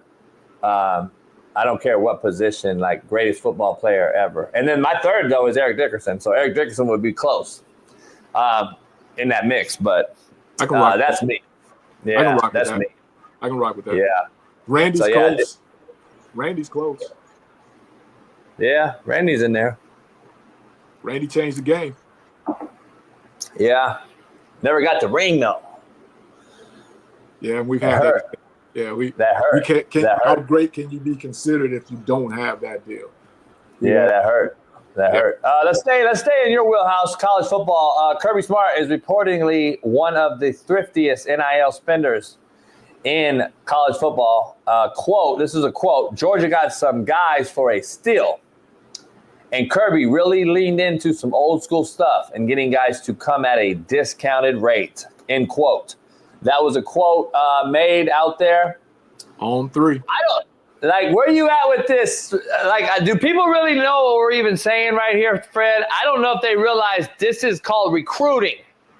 This isn't discount rate. This is me selling you what I have and you believing in what I'm selling and willing to buy in and come to me and get to the next level over taking a bigger bag from some clown that you don't trust, believe, and think is fake and don't know if he's got a resume like this man has. So that is what this is. This isn't a thrift raid and a deal. It's Georgia at the end of the day. There is no rebate. You're going to Georgia.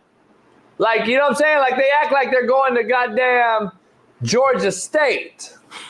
Georgia. There is no discount. He's a great recruiter. He's a great coach. He has rings on his fingers. He's coached for the GOATs in Saban.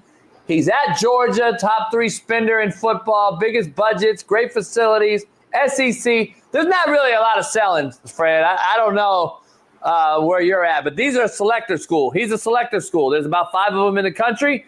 Georgia happens to be one of them, along with Ohio State, Alabama, Oregon, and possibly Texas. I don't know. That's where I'm at right now with the selectors.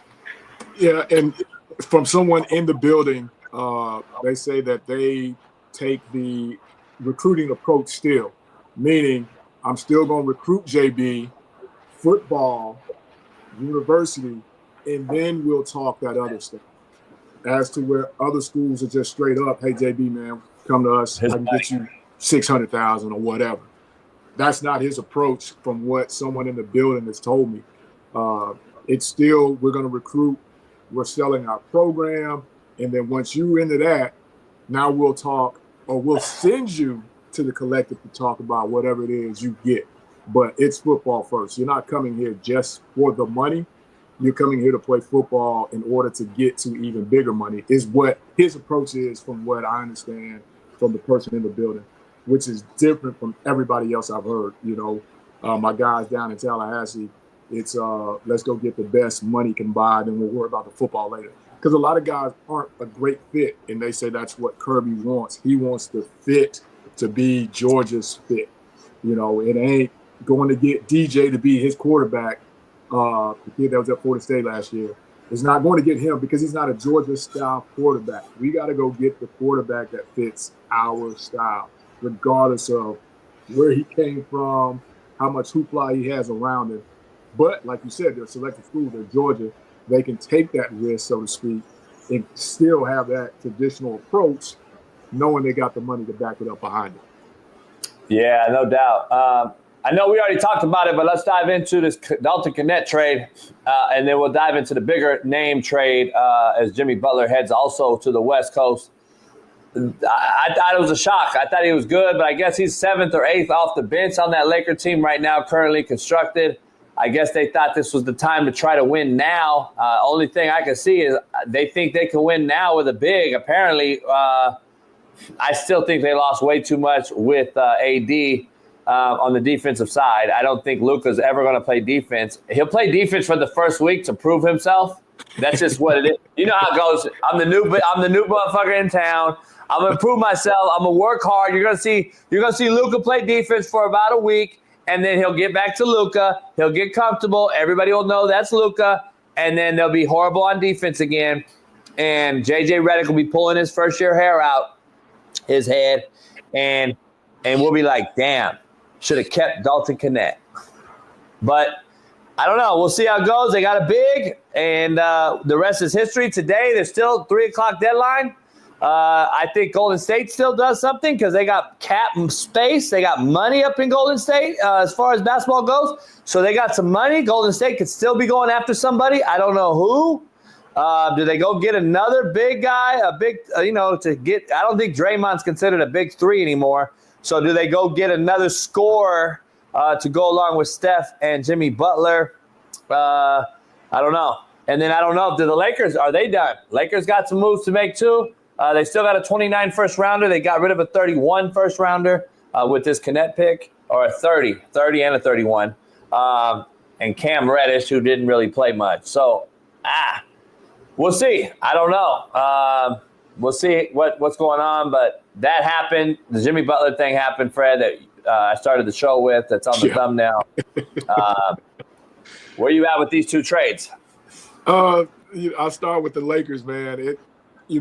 Again, going back to the whole Luka deal, which was a surprise because Anthony Davis, before he went on IR, was pleading, hey, we need to go get a big. We need to go get a big so I can go back to the 4.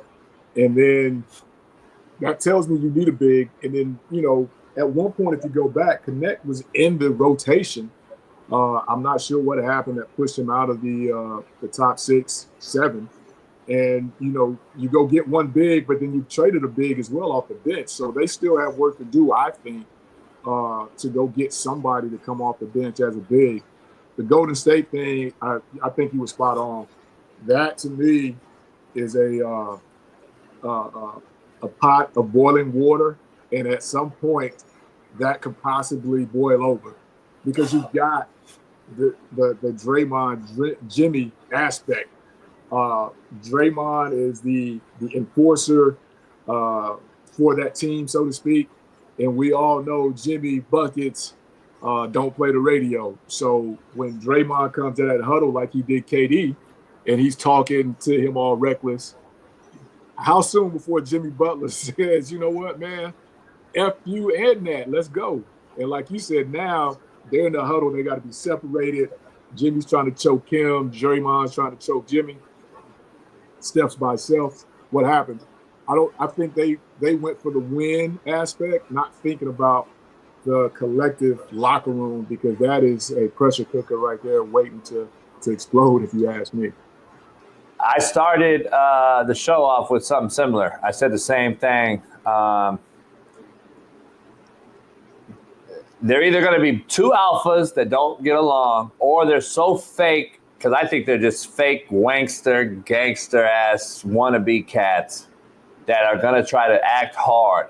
But, you know, when real ones see real ones, one of them usually bows down, too. One of them is going to bow down, or both of them are going to implode, and they're going to be at each other, and it's going to be a joke. And I think this will ultimately end the run in Golden State. And they'll ultimately either Steph says, I want to end my career as a Warrior, or I want to take one shot since I've never left my place like Kobe. That's why I respect them a lot more when you stay at one place and win over chasing them and maybe winning a few. I give him the ultimate respect for guys that actually stay. Kobe, him, other guys. Now, if he pulls a Jordan and leaves at the end of his career after he's done all he could do in Golden State, I got no issue. It has happened before. It's happened with Clyde Drexler. It's happened with Charles Barkley. It's happened with these type of guys. But when I see KD and LeBron and all these guys chase it their whole career, early in their career, in their prime. Tells me, yeah, they know they couldn't do it in their prime. LeBron knew he couldn't do it, and he had to get up out. And I don't think Steve Kerr's the leader for these guys. He's too soft. That's a Mark Jackson type job. Somebody that's gonna, you know, like he said. I don't know if you saw where he was talking about the Jimmy Butler incident, where he said the plane waited on Jimmy for an hour, and Mark was like, "No, y'all brought this on yourselves, because if I'm there and Jimmy's not there when the plane's supposed to be taken off, Jimmy's left, you know. But you put this in motion by waiting on Jimmy. You put this in motion by starting practice late, waiting on Jimmy to get to the gym. You know, that type of coach is what, you know, sets this straight or puts it in motion to where this doesn't start. But, you know, again, your piece to your superstars, you got to understand who they are as a person. And, you know, Jimmy ain't having it. Draymond ain't having it, supposedly. So we'll see. Yeah, I don't know. Team Mixum in the chat. I had to check real quick because he really doesn't understand. He must have not really saw Kobe play. He must be like Smitty and YouTube everybody. He must have not got to see Kobe really play. I don't think he got to see. I don't think he watched. I don't think Team Mixum saw Kobe actually play. There's no way. Let me go in the chat and see what he said. What he say?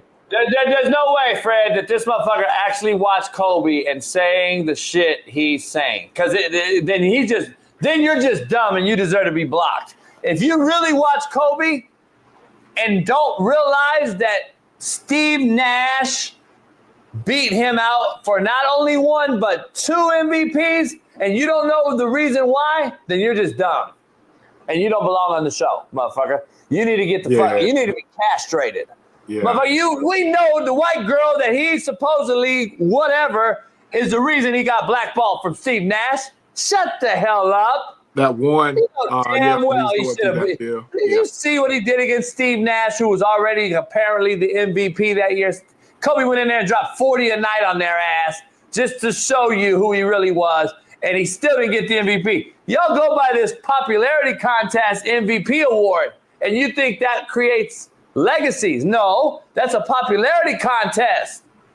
If you think Kobe was, goddamn. Because if he goes back and he looks at the numbers, that one MVP, that's when everybody in the league was like, how did he not win it? Because his numbers were far and beyond what Nash was doing, and the team was playing.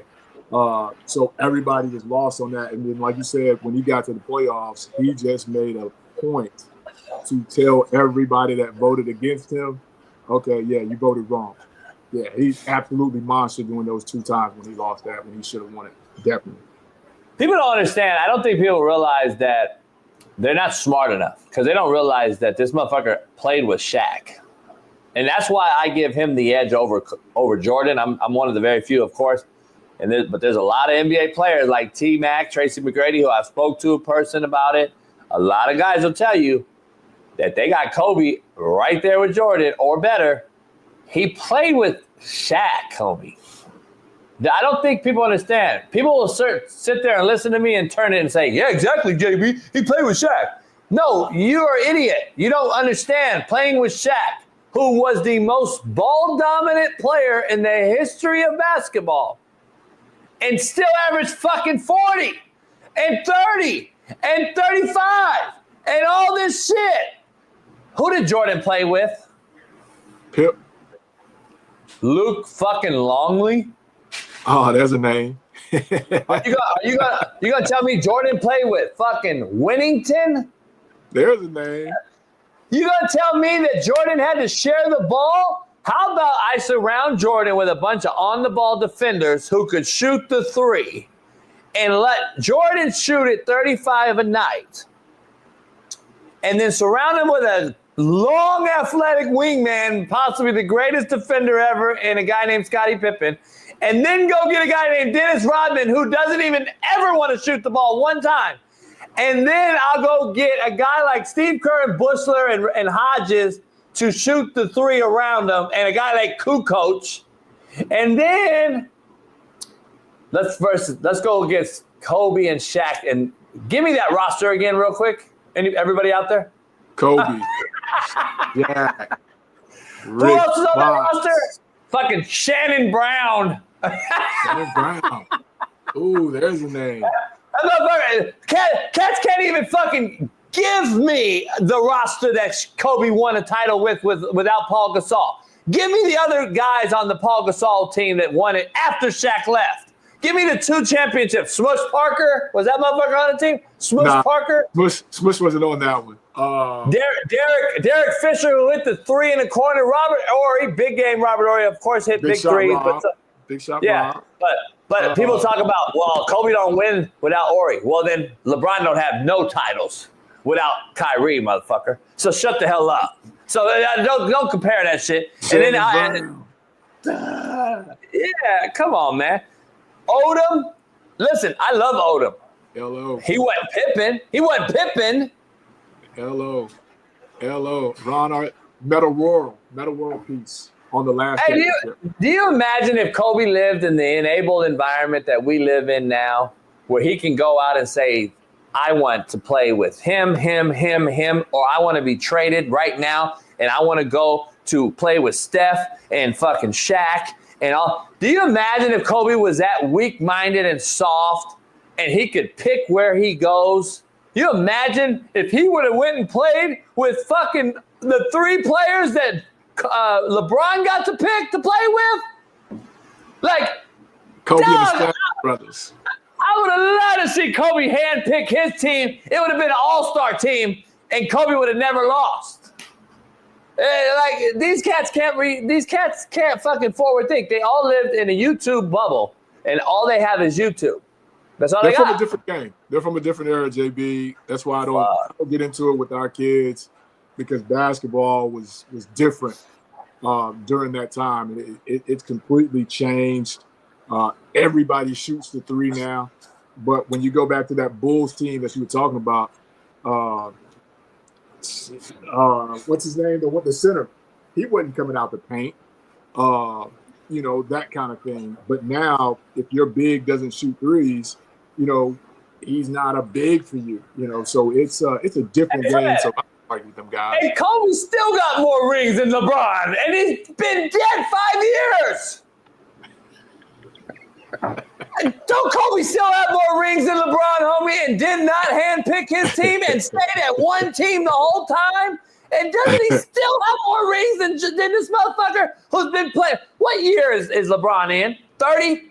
How long does this motherfucker play? 22 years, and he's still chasing Kobe? Oh, man. JB, wow. Hey man, this shit is crazy, man. Imagine Kobe saying, trade me to the Spurs right now with Duncan and Ginobili and fucking Parker. That's where I'm going. That's the only place you can trade me. That shit crazy, man. Different era. Hey, Coach, I have one person younger than me that I consider a hero. That's my boy Kobe Bryant. Only person on this planet that's younger than me that I consider a hero, Kobe Bryant. Speaking of legends, Fred, Michael Jordan's son embarrassed his father, his name, and everything, getting arrested. And then he tries to avoid getting arrested and using his dad's name. I don't know if you've seen this video out there. Take a look. We're making a right, and I turned onto the train tracks, apparently. I'm trying. So yeah, we're not getting back in the car right now, okay? The reason why, so Give me a favor, keep your hands out of your pocket. yeah. Keep your hands out of your pocket. There's nothing in my pocket. That's all. Don't back you down a little bit. Put your hands out there, just go. Man, you know, bro, I'm Marcus Jordan. I'm Michael Jordan's son. Okay. I'm not doing anything wrong. I'm just trying to get home, and I made a wrong turn. Okay, and clearly, we would just like to get our car off of the train tracks, which we were not trying to be on. How are you that loaded? You're stuck on a train track, first of all, in the pitch dark of night. And his spinal cord is literally flexed over. So you know he's loaded. See that? A lot of you motherfuckers don't understand that shit. Turned onto the. Fred, explain to these motherfuckers, when you're sitting vertical like this, you're loaded. I don't know if you all know this, but when you're talking, literally standing and you're fucking like this, you're loaded. Hey, that white lady is a hell of a drug, I'm going to tell you. Literally.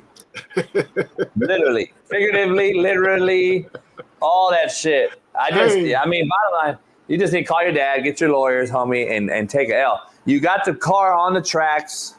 I don't know who the white girl is walking up. I'm sure I could put it together, but I'm just thinking. But anyway, there's a white girl walking up. And this guy's so loaded, he can't put two words together. Like, look at, there she is. I see her. Yeah. So to add even more to this, he had just fled from a county over, Orange County. He what? He had just fled the police from a county over. Fled the police? Yeah, from a county over.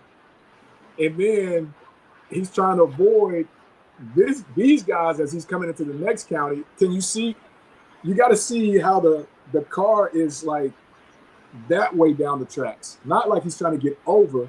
It's like the tracks are running this direction. And if you see, the car is that way. That's how he got stopped. And he's sitting there spinning out trying to get off. And those rail cars that run through Orlando pick up, detection on tracks. So they try to avoid the collisions. And that's how they found him. So he's trying to hide from the cops, going the back way to wherever he's going. And that's how he got stopped on the tracks. I wish we had the illustrators so everybody could see where his car is. Like it got caught. Like he was actually trying to drive down the railroad tracks. And that's where he got stuck at. Where was this at? Right outside of Orlando. Oh, it's Orlando. Cocaine's a hell of a drug, man. Yeah, he's got both of the white girls with him, as you say. He got both of the white girls. BOF. Both. And he's young, man. So when they say they pulled that out his pocket, I was like, he's young. Man. What is he doing now? Von Miller looking ass. Not weed, but he's doing the hard stuff. And he's like, yeah, that ain't weed. Like, I don't know, man. That whole family's kind of have like Michael Jordan. From personal experience, I've heard from personal people that are really tight with him. He don't fuck with him. Because he chose mom, from my understanding. There were two boys. One chose dad, the other chose mom. So if MJ don't fuck with this one, then that's number one reason why he's snorting nose candy and out there chasing it. Number one, I tell you right now, he's like, fuck, the money is gone. So because he's the one that played at he hooped at UCF. Yeah, he played. Man, and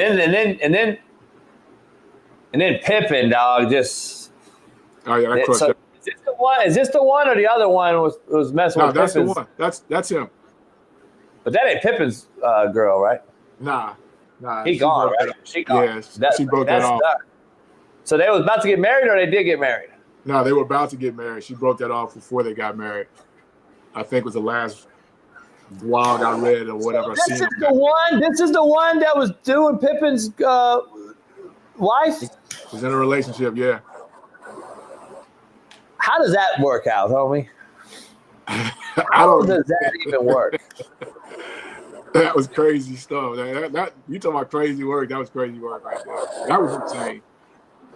But that tell you, but look at Puff Daddy was messing with that young ass girl. Like that's these weird cats, man. I'm just telling you. So, you got all kind of weirdo. Speaking of the entertainment world, Irv Gotti, co-founder of Murder Inc., passed away yesterday, 54 years old, according to the Hollywood Reporter. The famed record executive and producer, cause of death is yet unknown, Coach Fred.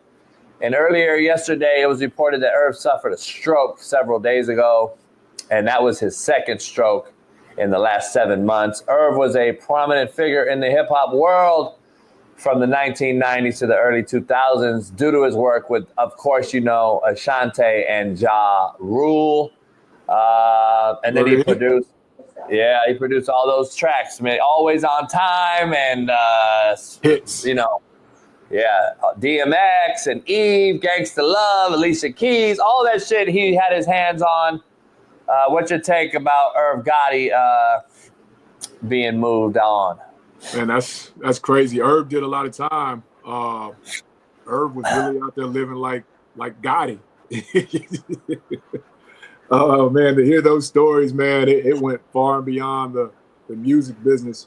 Like Irv was really out here moving folks, which is crazy when you think about it. Curious on how this. I'm curious, man. I guess they had a couple strokes, but I'm worried. Wonder what happened there. 54 years old, man. 54. That's crazy. That's crazy. And he had been locked up for a while, so I know you can get whatever you want inside those walls, but for the most part, it should have been clean living. You know what I mean? So, but you don't know. He got the jab in there. Something happened. Who knows what happened? He took the wrong, nose candy, laced up with some heart bad. I don't know, man. It's gonna be interesting to find out because. Is he associated with the Diddy deal? And that has went quiet, JB. That whole thing has went quiet. I saw something yesterday where Diddy was rushed to the hospital as well. Who was? Puff. Puff was rushed to the hospital. Man, hey Fred, they might be trying to get rid of they might be trying to kill all these motherfuckers. Anybody that got the deep story on anybody, they just eliminating them motherfuckers. We don't know. Shit. So Diddy could have been on the Black Hawk Down that hit the goddamn airplane. Shit, we don't know who was on that plane. Did you see that video? Of the helicopter? Yeah. Dog, there's no way you can't avoid that airplane. No way. That was scary. My brother's a fighter pilot in the Air Force. I don't know if Bailey can find it, but there's no way that you're in a helicopter, Fred, number one. So everybody I know, anybody out there that's a helicopter pilot, please tell me I'm wrong because this is coming from firsthand experience with my brother. Second-hand experience, helicopter could stop. Helicopter could just straight up stop, Fred. Last time I checked, fucking helicopter could just stop. They got what's called a propeller on the motherfucker, and it's not a jet. It actually can stop. Here's the crazy part, though, Fred, not to get too political into this. We didn't know who who the pilot was for how long. Nobody talked about the death of the pilot. Nobody talked about who was piloting the aircraft. And then it finally came out.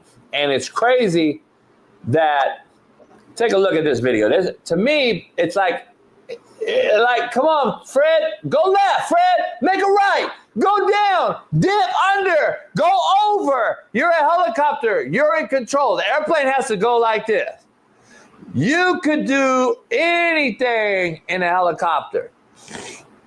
And by the way, from what my brother said, we can literally remote control a Black Hawk and make that motherfucker do turns like this. Like, it's so swift and legit. Like, it's one of the most crazy helicopters. It could actually just fucking do all kind of crazy shit. And all of a sudden, so it comes out that she's a woman. All right, I'm not even going to dive into that with you. She's a woman, but she's on the Biden administration. And so it comes out, that's all they released. And I'm not going to dive into no conspiracy here. That's all they released. But the problem I have is, Fred, where did everything go? Have you heard about any of this? No, not since it happened. Her whole social media was ripped, deleted. Every post she's ever made on any social media platform, from TikTok to Facebook to Instagram, deleted, ripped off, boom, nothing. Can't find nothing she's posted. They released that she was a Biden administrator on the administration. She was a lesbian, and she was a female pilot. That's all they released, and then everything's gone dormant since, Coach. They haven't mentioned anything about the whole crash since. Yeah, you're right. Maybe the day after, and that was it. But when I saw that video, I was just like, that's crazy. And by the way, what I say to start the show, DEI hire does not mean you are a brother or a sister. It's usually a Karen. Fat old wobble body left wing white girl. But what do I know? Anyway, it's going to be interesting to see what happens with that, man. I'm not laughing at that situation. I'm laughing at you. Fred, we got to dive into it's come full circle. Before we take commercial break, we'll dive into this. Let's do the Ty Hill thing, Bailey, and then we'll dive commercial break. You came on our first show. We talked Tyreek Hill with Big Smitty, and that's why Smitty don't like you to this day. And then now, OnlyFans model is suing your boy Tyreek Hill over broken leg, and then admits they had sex after the lawsuit. So she came out, sued him, claimed he broke her leg, and then they ended up having sex afterwards. And nasty work right there. This motherfucker just can't, homie. Fred, let me ask you, Fred. You talk to these babies, meaning kids and players, every day, and you go through them, and you're dealing with them every day, and you're recruiting them every day, and you're getting them in the office once you land them as a recruit. Now he's your baby. You're in the office. You're having real life conversations with him, and you're like, look, man, what's your goal? Coach, make it to the league, right? That's every 100 out of 100 kids is going to tell us that's their goal. And then, all right, what's the plan? Not one of them know. Not one of them can tell you their plan. So our goal as a coach is to get that kid to where he could not get himself. That's the definition of a coach. Get you where you could not get yourself. So Fred and I's first conversation, when he told us his plan was to go to the NFL, we said, well, listen, you can't put no negative bumps in the road in front of your goal. And then we'll create your plan as we go through the years here at Alcorn State. So if that's the case, isn't this one of the first conversations? Let's eliminate and control the controllables. Strap it up, pull it out, or don't fuck with it at all. Like, that's number one, right? I don't need you to have 10 baby mamas from 10 girls we don't know, and your controllables are gone out the window. because she's going to own you for 18 years. Like, that's the first conversation I used to have, Fred. I'm just telling you. This cat had more babies last year than he did touchdowns. Fact. I mean, that's a true fact. That's crazy work. That's crazy work, Fred. So, I don't know, man. I really would love to reach out to this kid. And this is a true story. You can fact check it.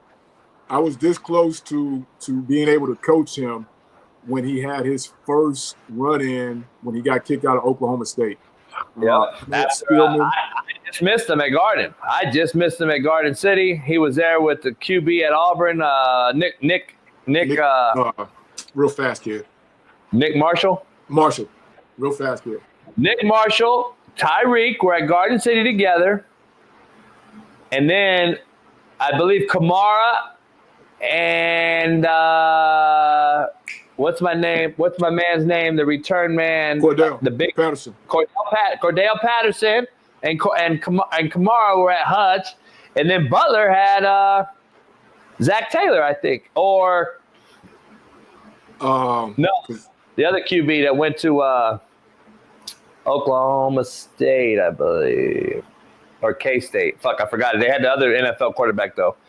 Butler had him. They were loaded. The whole league was loaded. Yeah, the whole league was because I recruited. I was part of the recruiting of Cordell, but I left before then. But fast forward, when he get kicked out of Oklahoma State and the JUCO thing, we were this close to getting him at Stillman, and then the president found out about why he got released, which was like his first run-in, and then he winds up going to West Al, and that's how he ends up there, West Alabama. Is that with Bowden? That's how he ends up there. So, was that with Bowden at the time? No. He went to West Al, not South. South. Yeah. So he ends up there off of that case. So, full circle. This started a long time ago, but to get back to your case, what you said, that's one of the first things we talked to them about. As coach has that first team meeting, there's a couple non-negotiable. You get caught with dope, you get caught with a gun, you put your hands on any girl. That's those three non-negotiable. You're gone. I don't care at what point in the season this happens, you're gone. And then the guys don't understand that. So I handle the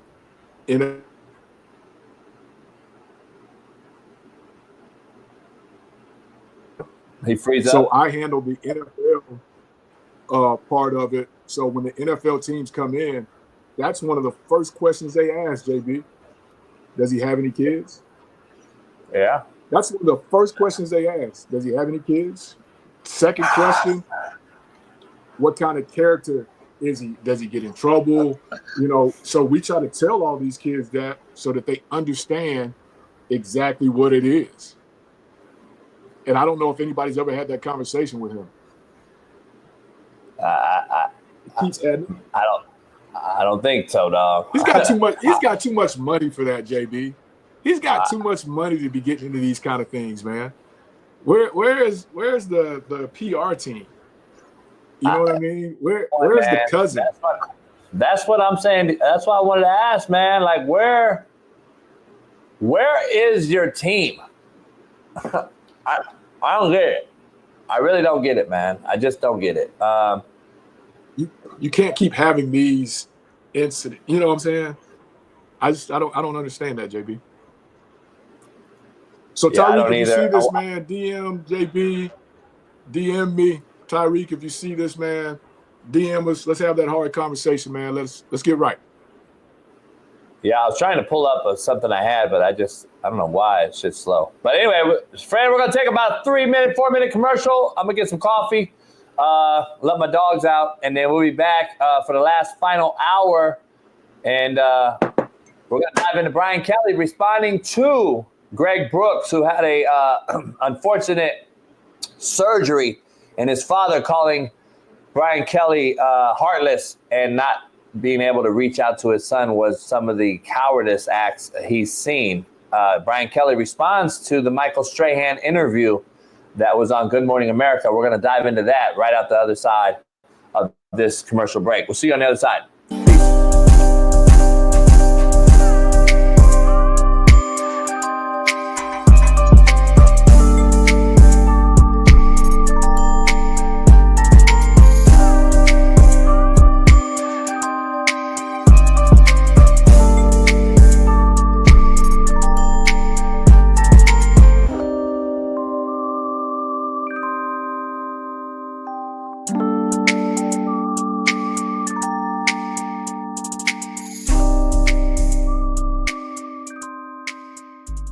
Silver has come out and a guy who I think's destroyed the NBA, by the way, has basically said, is there a video of this, Bailey? Because I want you to hear it.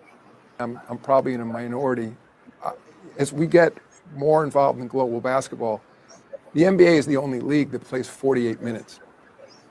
And I am a fan of 4 10-minute quarters.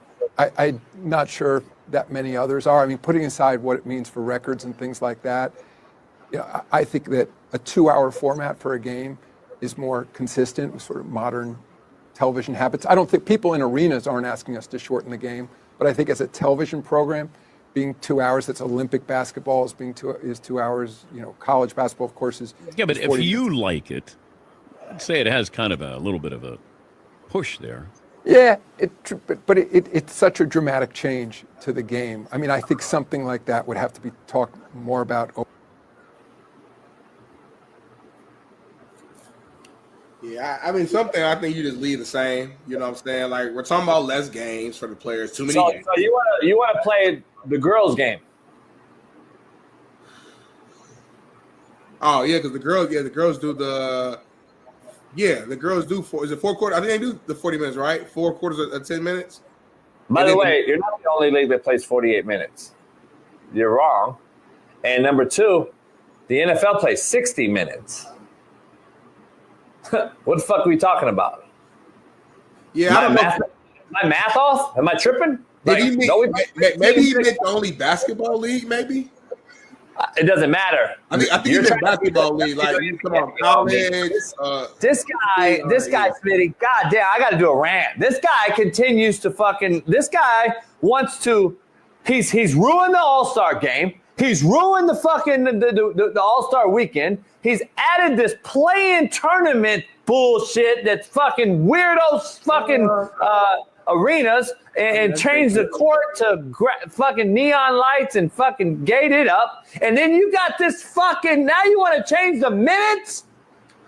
You want to give them more for giving less and pay them more than ever. Get the fuck out of here, you weirdo alien-looking fuck. Go, you take your ass to fucking Area 51, you weirdo fucking big-eared fucking goofball. He's ruined the sport, homie. I can't even watch the fucking NBA. Look at this weirdo fuck. He looks like fucking Will Smith with a naked dickhead. Get the fuck out of here, you big-eared fuck. Get this motherfucker out of here. You ruined the game I loved growing up watching, homie. This motherfucker right here has ruined it, homie. Let's keep it funky. You have fucking absolutely destroyed basketball, homie. Single-handedly, this fucking weirdo. He single-handedly ruined the game, Smitty. And you've even said it, Smitty, defender of all things, that basketball is harder to watch than it's ever been. Just all they do is just threes, don't play D, fucking instant replay interview, fucking flagrant foul is a regular common foul, fucking soft pussies allow these. No, now you have to play a certain amount of games. So this motherfucker's allowed you to miss games, pay you more, allow you to dress like a fucking weirdo, Russell Westbrook looking ass. This shit is ridiculous, homie. Keep allowing that shit and wonder why we're the softest, worst fucking degenerate ass league ever. By the way, your fan base don't go no more. You're the lowest viewed ever under your watch. You're the lowest revenue drawing. You're the fucking shittiest all-star game ever. And the dunk contest means nothing anymore because your stars won't do it because you don't demand it. You ain't no fucking leader. You weirdo fuck. Anyway, Smitty, moving on amicably. Yeah, Yeah, I don't know if the 40-minute format will be beneficial. I think some things you leave it alone. You just keep the 48 minutes the way it is. You're already talking about playing less games. Now you're talking about doing less minutes. Then you're letting people sit out, and then it's like, damn. At some point, it's like, all right, to your point, you got to do something. You got to have some sort of discipline, some sort of rules, And I'm a player first guy, but it can't just be 100% what the players want to do. Like, come on now. At some point, you got to put your balls on the table and be a boss and like, nah, this is what we're doing. And listen, I think he's trying to like bring some competitive fire back. I know you don't like the in-season tournament, but the purpose of that is to bring some excitement in early in the season, and the players, you do see the teams competing harder for those games because players, or naturally as athletes, you're competitive. So if you give them something to play for, they're gonna play a little harder. So I actually don't mind the play-in, even this All-Star weekend. And I ain't gonna lie, maybe we talk about this a little bit tomorrow. There's like some new rule for All-Star weekend this year that I'm just now being aware of. It's like 4 different teams, JB. It's like a whole nother like confusing element they add to All-Star because he keeps trying to find ways to incentivize the players to play hard. And listen, he's the leader, so he deserves some blame. But at some point, though, you also just got to blame the player because at the end of the day, he can't literally make the players play hard. He can't literally make the stars go in the dunk contest. Back in the 90s, the stars just wanted to dunk. They wanted to compete in dunk contests, so you didn't have to force them. But now he can't force John Morant to go participate. He can't force Zion to go participate. There's no way to. I mean, I don't think it's ever been that way. I just think the best players like Jordan, Dominique Wilkins, they wanted to do it. Players now don't want to do it. Why? Because there's so much money being made from their brands, State Farm, their contracts, to where they don't want to take the risk of going up there for a crazy dunk, hurting themselves, not missing out on money. Everything's money.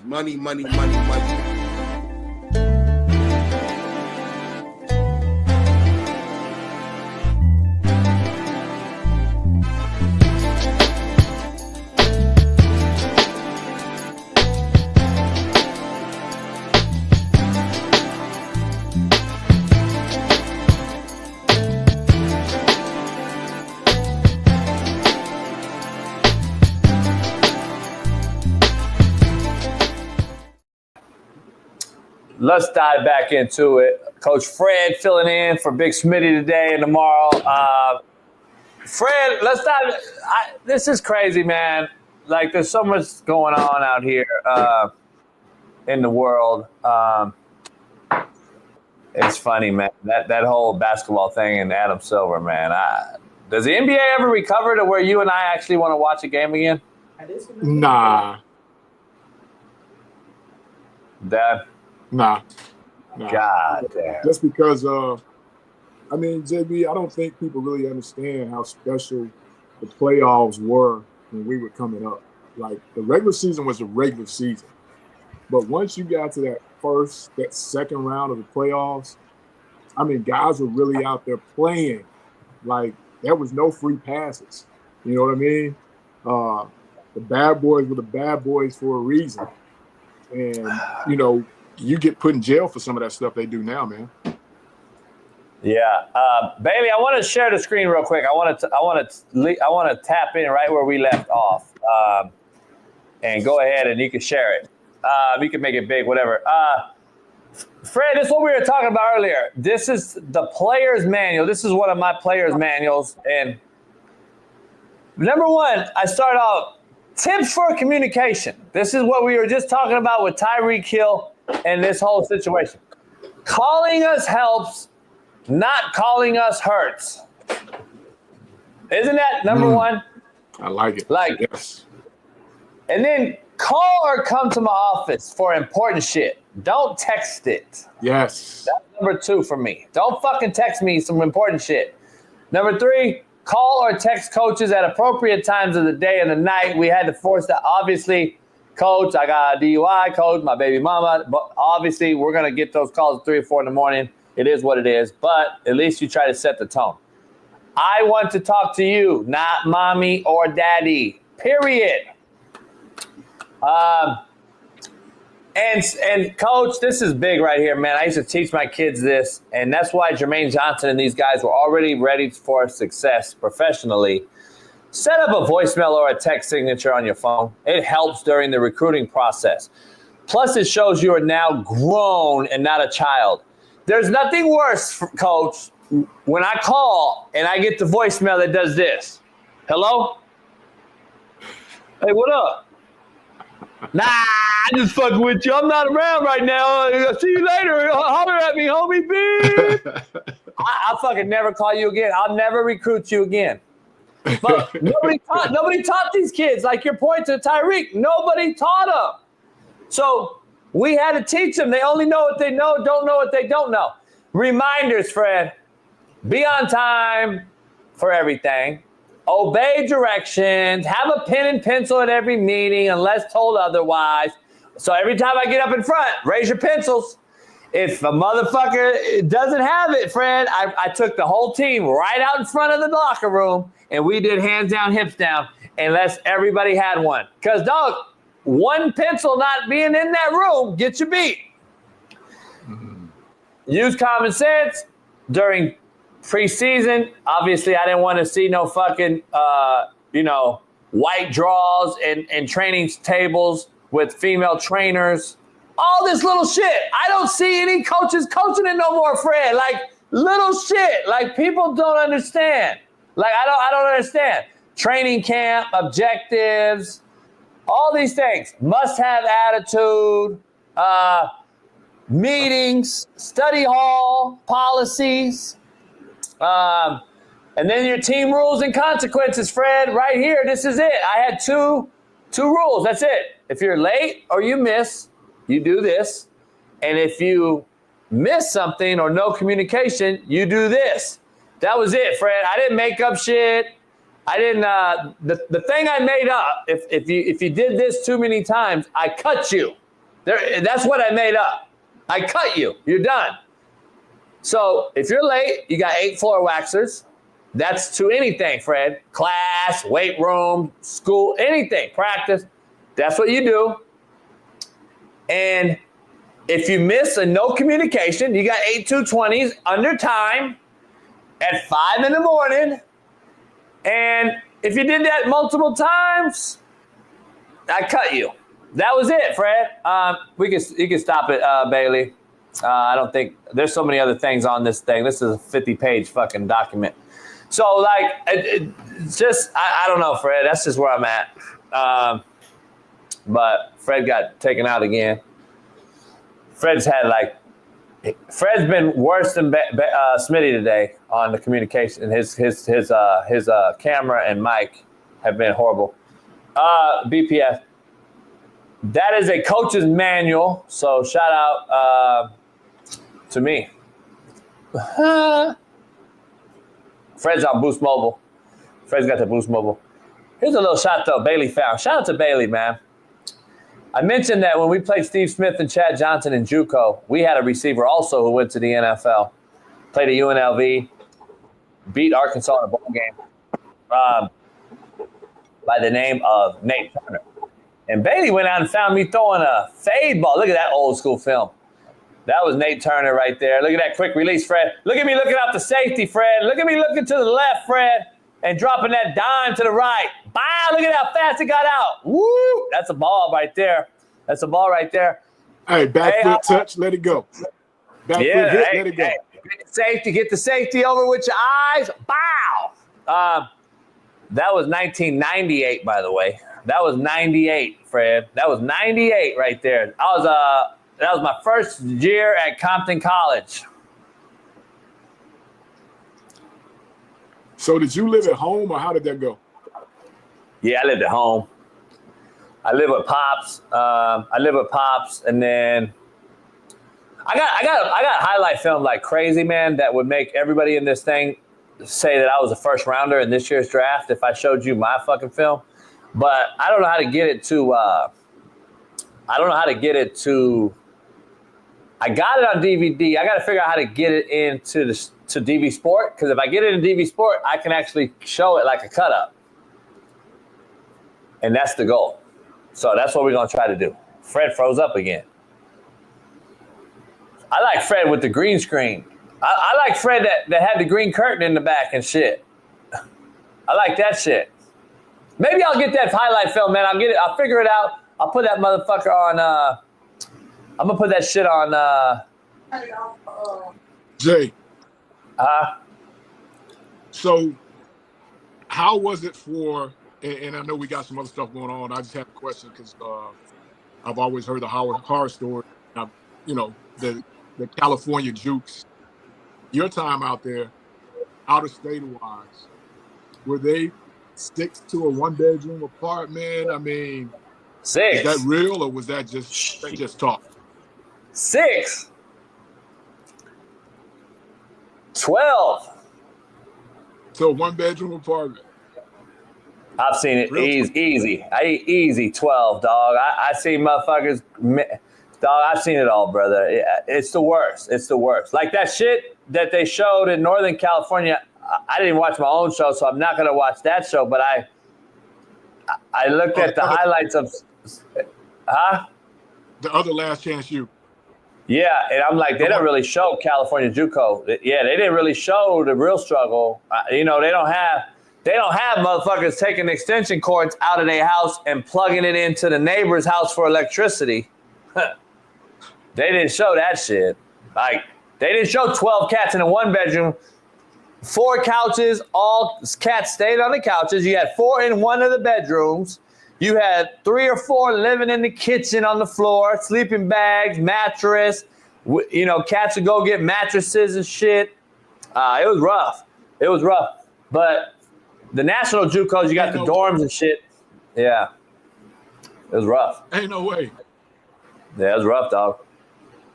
Was San Francisco, because at one point, that was like the place to be. Were they living the same way? Coach George Rush was the head coach there for years, and he had figured it out. He had a lot of money. He was an entrepreneur, a businessman. He was a millionaire, and he had bought an apartment complex and had his boy put his name on it. And then the California system couldn't track it, even though everybody out there knew it was him, because he was getting SoCal kids, out-of-state kids, and he was housing them in these apartments.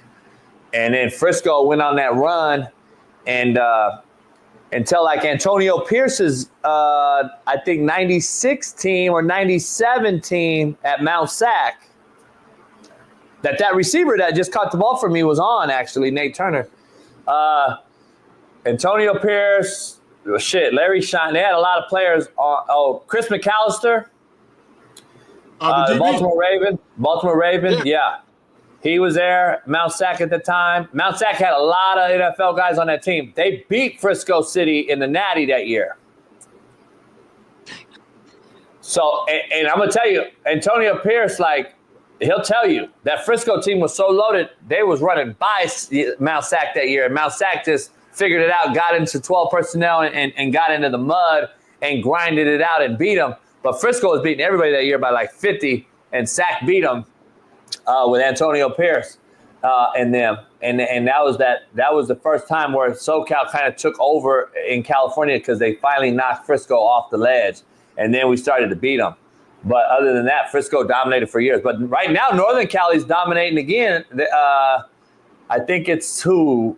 San Mateo just blew out Mount Sac or Riverside in the final in the Natty, or the California Natty. Yeah, because they play within their own system. I don't know if everybody understands that or knows. I wish they played national JUCO. I wish they would take the California winner and play the national JUCO winner to have a true Natty. I don't know why they wouldn't do that. Makes no sense. Yeah, to me California. Yeah, I tell these people all the time, we got 72 JUCOs that play football in the state alone. The rest of the country combined only has 71.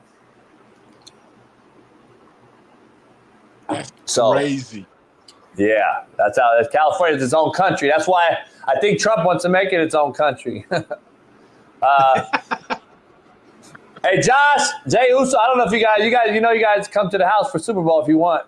Let me know if you guys are coming. All right, let's dive into this Brian Kelly thing, Fred. We got a great conversation with this Brian Kelly thing. I got to ask you about. I don't know if you saw the interview with Michael Strahan's. He's turned weird on us, but anyway, I don't know if you saw Michael Strahan's interview with this kid and his father. Did you see it? Yeah, yeah. So you saw the interview. We showed it the other day for everybody out there. If you don't remember it, go check it out. The kid's father basically told Brian Kelly that you're basically a piece of shit. Now, Brian Kelly has come out in defense of himself. And let's take a listen and judge what he said. That unfolded in a interview that was done on Good Morning America. There's many things I can't say because it is pending litigation, obviously. But here's what I can tell you. It is factually incorrect to state that I was not there by Greg's side through this ordeal. I was there on multiple occasions. We had somebody from my staff that was there virtually every single day. Right there. I got to stop it. I'm calling a lot of bullshit already just because this is the reason. When you say I was there multiple times does not mean I was there, means I showed up and dropped by a couple times. But then he goes right on to say someone from my staff was there all the time. You done fucked up to me already. I'm just gonna be honest. To me, that just comes off this genuine, and I'm not feeling it. I'm not buying it. Number one, and I never trust a kid. Never trust their daddy. And I always take a coach's side when it comes to those things, and especially if I know the coach. I know this coach based on recruiting stuff and having him recruit my players. So I already have a kind of a preemptive, judgmental side of me about this motherfucker. But sending a staff member to hang out is not you. That's not the same fucking thing. And I understand. We all understand. We got a lot going on. You're the head coach of a major college university. I get all that. But you went into the family's home and told them, XYZ, I'm going to get your son to the next level. And that is the ultimate side of the thing that makes this a humanity thing. It's a human element at the end of the day. It ain't X's and O's. It ain't coaching. It ain't money. It ain't NIL. It ain't fucking transfer portal. It's the humanity side of the thing. That's why they don't want me coaching in this thing, Fred. You know damn well it's a rap city for all these motherfuckers. They wouldn't get one of these kids. They'd all be at my school. Every one of them. But that's a whole other story. That tells you right there that he's full of shit. Let's listen to the rest of it before we get Fred's take. We love Greg. We love him for the...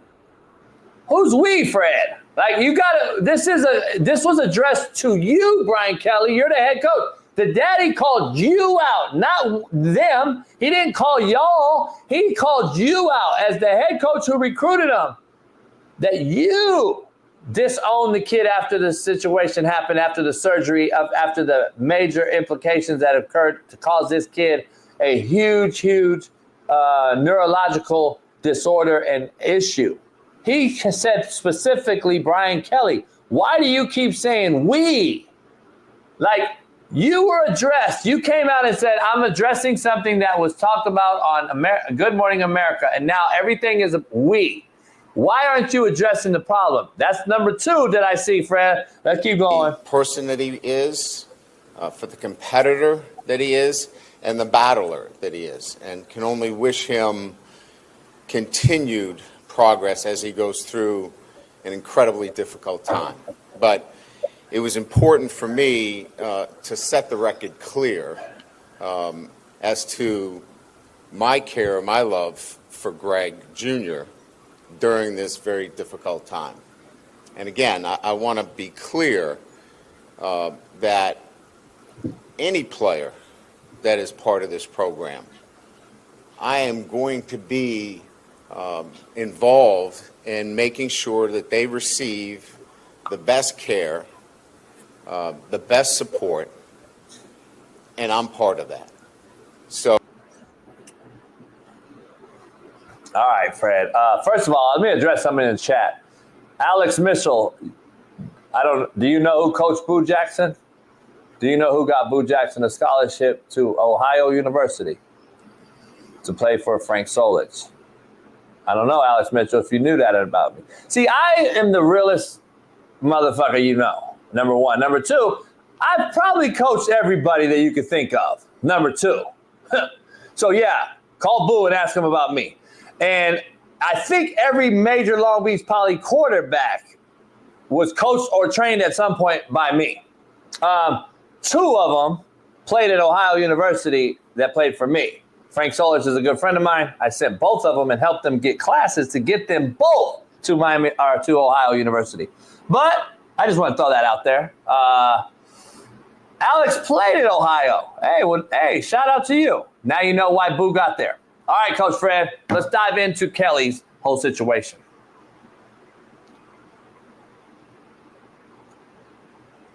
That motherfucker froze again? Keep it right there, Bailey. We got to make fun of it at this point. That motherfucker's froze up. Oh, it won't show. Damn. He got Cricket Mobile, Boost Mobile, Walmart Minutes. Hey, baby, Fred ain't coming on tomorrow if that motherfucker don't get Mint Mobile fixed. He got BPS Mobile. I wanted to keep his face on that motherfucker. Bailey, hop in. Fuck it. Answer Fred's question. Nah, these are. So, Coach, can you hear me? Yeah, I am. Yeah, I hear you. Yeah, to your case in point with what we just seen with Coach Kelly, my kids keep calling me about a freaking gold card to get in the cafeteria, and the ladies not letting them in because they don't have their gold card. I mean, that just gives me flashbacks. What Fred is saying is his players are calling him because the cafeteria ladies not letting them in to eat. This is real football, college football issues, by the way. And Alex, you play for some crazy ones. Dale Bunn, the 30 stack at VVC. I probably coached against you at some point then. And Dave Hoover. Dave Hoover played coached at UMass years ago as an OC. He was at UMass before he took Victorville job. I know Dave well. I know Dave really well. All right, Fred. Let's go ahead. Dive into it. Nah, but it's I'm like you. There were some red flags throughout that. When he said I was there every day, and then it went to someone on our staff was there every day. So that tells me that there was a GA sent down there. It wasn't him. First of all, that to me is what that said. I don't know if that said the same thing to you. All day.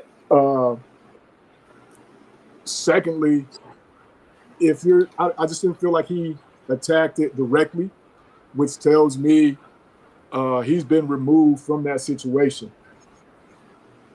He's now I think he's being told to say that. Would you agree? I don't think if the PR team at LSU hadn't said address this, I don't think he addresses it. And whoever wrote it wrote a very vague statement. And I get it. But, you and I both said yesterday, there's certain things he can't be involved because of litigation. But in the beginning, he could have been more involved. And he said that he was, or someone on staff was. So I'm kind of like you on that. I think he would have just been better off just saying, hey, we love you and we will.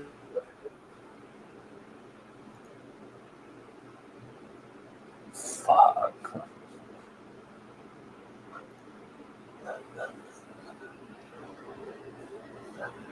Fred Boost Mobile like a motherfucker, man. I wish I could freeze that. Can we screenshot his face and send him all that shit that he sent you, Bailey? And all his requests? Make sure all that fucking requests that he got, the hoodies and all that shit. Let's make sure we screenshot that motherfucker and make sure that he knows what's happening. I think he's got the extension cord like the Cali JUCOs, and his power is running to the next door neighbor's house. That's what I think's happening right now, Fred. Let's move on. I agree with Fred. What he was basically saying is a PR team wrote what he said, what Brian Kelly said, and basically that is what happened. And I just think it's fucking crazy. More NBA talk. I got to dive into this, though, because Dennis Schroeder was a player at the Lakers, and then he was traded. He was traded again, and then he was traded again, and then he was traded again. He's on his 9th team and his 3rd in just half of a year this year. And just a day ago, Schroeder completed a trade deadline, and apparently, quote, they said it's modern-day slavery to end the day. That's crazy quote coming from Dennis Schroeder and his team. He's not even American, is he? No. Fred, I'm going to let you handle this one, Fred. This motherfucker came out and said it's modern-day slavery. Am I wrong as a white man speaking about this and saying, how is it modern-day slavery when you've made over $150 million, Fred, in America to play basketball? Fred's frozen again, Bailey. He has there's nothing we could do. Freeze that motherfucker. He might have froze himself on that comment. I don't know. Keep Fred right there. Take an all good look at Fred right here. Everybody take a good look at him. Screenshot it. Take a picture. Everybody DM Fred this picture right here and let him know. Don't ever demand shit again from the Coach AB show. Look at that shit. Remember Fred did an NIL demand? Remember he had NIL demands on the show? Screenshot this, send it to Fred, and let him know you now have demands. You need to get Wi-Fi, Boost Mobile, Cricket Mobile, Walmart Minutes, and upgrade your shit and put it and send it to him. Everybody follow Fred today on Twitter and give him this. His NIL demands are now shit.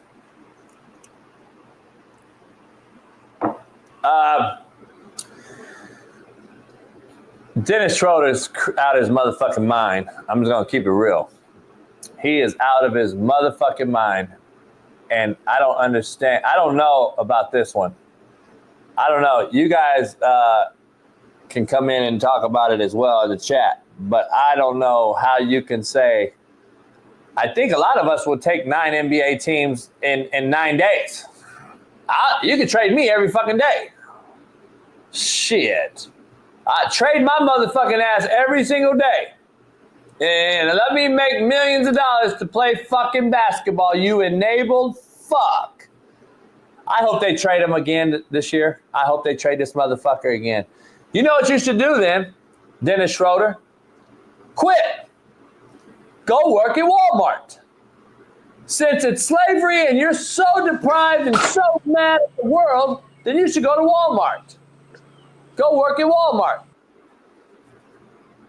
Take your ass to Walmart. I don't know what Fred's doing. Fred's over there.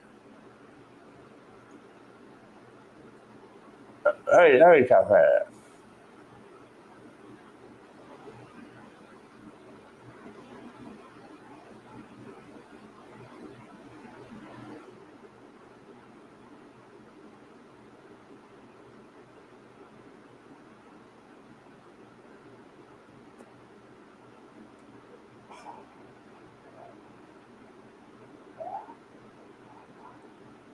Hold on, baby. All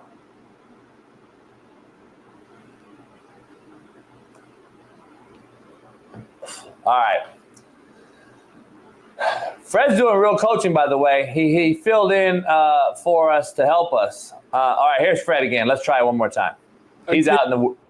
I don't understand that that statement. You make millions of dollars to play basketball.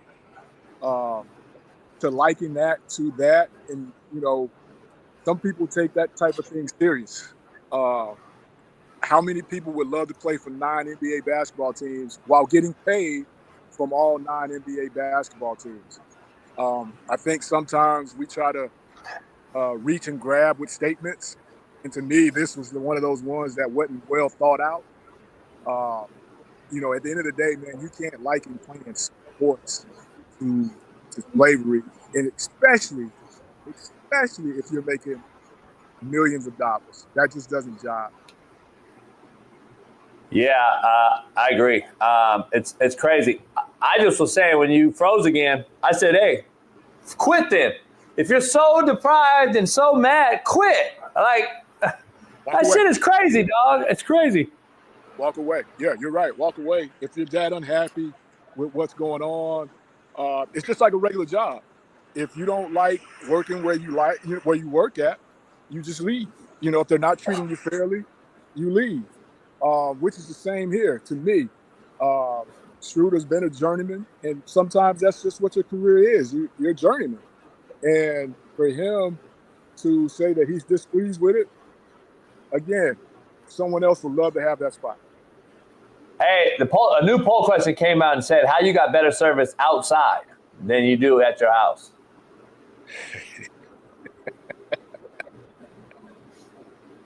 So what happened was,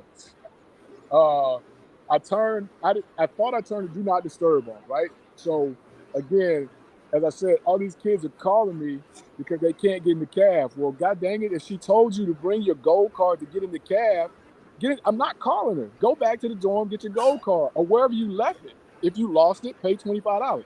So that kept interrupting. So I tried to put it on do not disturb. So in the midst of putting it on do not disturb, I think I turned the Wi-Fi off, and then my wife comes out, and then she's showing me how you're clowning me, and then she's mad, like, you need to do it. And, you know, I'm like, you know what, just let me go out here and just do that. But, yeah. Yeah. So, wait up. So, BPS. BPS. Just straight BPS then. Black people shit. Just say that. It's a working man stuff, man. You know the calls, man. And we got off, so, you know, Sunday was yesterday. So we have the rest of the week off. So you have this talk with them on Wednesday before you leave to go to the signing day party. Hey, guys, if you have any problems, make sure you call. If it's a major problem that can't wait till Monday, call me before you do something crazy. Let's talk about it, whatever. But in the meantime, if you need anything, make sure you see your counselor or your advisor. Well, they're not going to go see the advisor about not having their gold card. You just started school. How have you lost your gold card already? Like, that makes no sense to me. Go pay $25, get another one, unless you just don't want to eat for the weekend, and then that's on you. I'm not paying $25. Yeah, it's crazy. It's crazy, Fred. I don't get it. It's crazy. I agree. Got a lot of coaches hit me up. I got a lot of coaches hit me up, Fred. I don't know if you have them out there, but like the Glazers this weekend, and everyone's hitting me up to show up, and I'm like, dog, I don't fucking speak no more. I don't do all that shit. So the Glazers out here in Cali during Super Bowl weekend.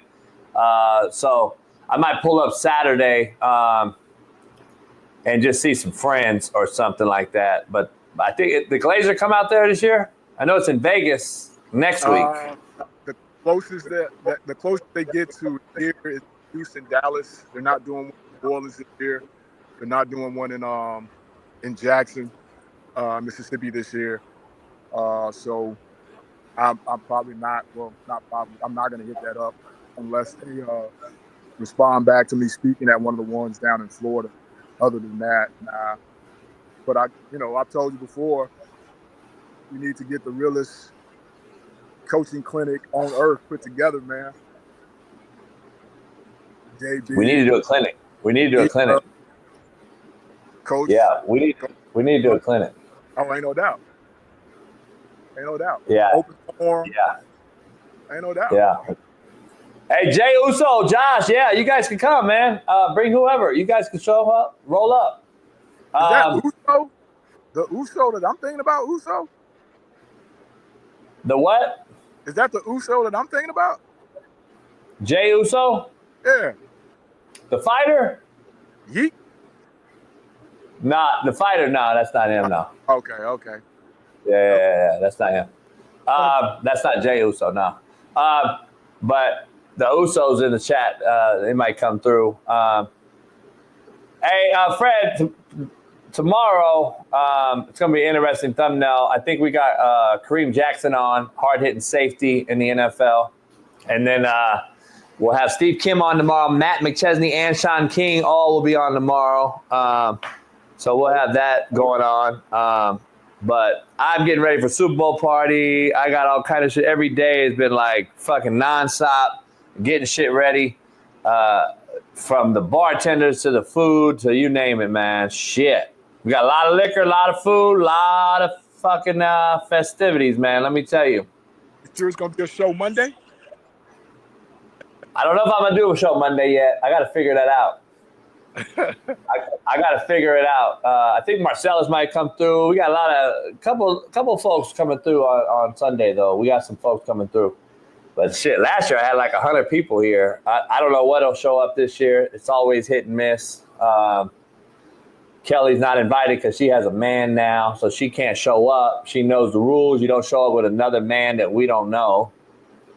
She's so excited. She's so excited. Did Smitty hit you up yet? Yeah, he texted me, but he texted me with tickets to watch the show on TV. Like the website for free access. And I said today I was going to text him and be like, hey, I'm coming down. Meet me on Bourbon and see what he says. But yeah, he sent me the ticket to have access on the internet side of it. Is what the ticket says. Does he know I can watch that shit right fucking now on YouTube? Not without a ticket, accordingly. According, you got to have a guest ticket or something like that to log on to get it. It's on Fox.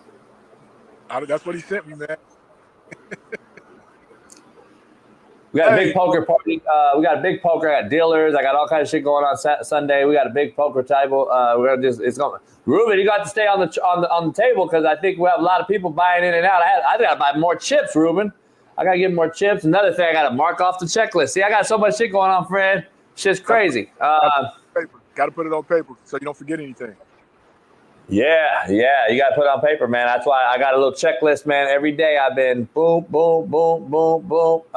Been checking it all off the board, so it's going to be interesting. How's he doing in that situation, man, with the with what he went through with the fire and stuff like that, man? Is everything? I think it's out now. It's out now. The fire's out now, so that's he's all right. His house is all right. He's all right. But insurance is crazy. Insurance out here is crazy. So, but if you're free tomorrow, we'll jump back on. Definitely. And do the show. We'll have a loaded lineup tomorrow. We may have Tank Dell pop in as well. He's trying to get through. He's rehabbing now, and then he has another surgery coming up. So he's got a lot going on too. But he might be able to pop in. So we'll see. We'll see what happens. But we'll have a loaded show tomorrow, the day before, and it might be a shorter show as well. So I got somebody here at the house now that just popped up on my ass for the party. So I didn't know they were coming right now to bring me a bunch of shit. So we gotta end the show. But we'll be back tomorrow, God willing. Pound that like, subscribe. Thanks for everybody. Even though Fred's had the technical difficulties, he's gonna go help his babies out, get into the calf. And get some of that great food. And I coached Theo Scott too, Alex. And I also helped Theo go to Ohio. That was the other QB I was referring to. So, yes. I remember that name. Yeah, Theo was a long cat. Threw from the pocket though, and then the QB that set it off though went to Stanford from Poly first. But the original one was my kid Brandon, who played for me at Compton. And he actually was the one that won the titles and shit on one of the most loaded Poly teams. They had loaded Poly teams. But Brandon was undersized Q, short, was a winner though, So I had him first. Then Theo, Boo. We had Boo was at Elko. We had a lot of shit, man. It was interesting. But anyway. We'll see you tomorrow on The Realest Show on Planet Earth. Fred, thanks for jumping in. We'll see you tomorrow. And pound that like, subscribe, man. We'll see you guys all tomorrow right here. Same place, same time. Peace.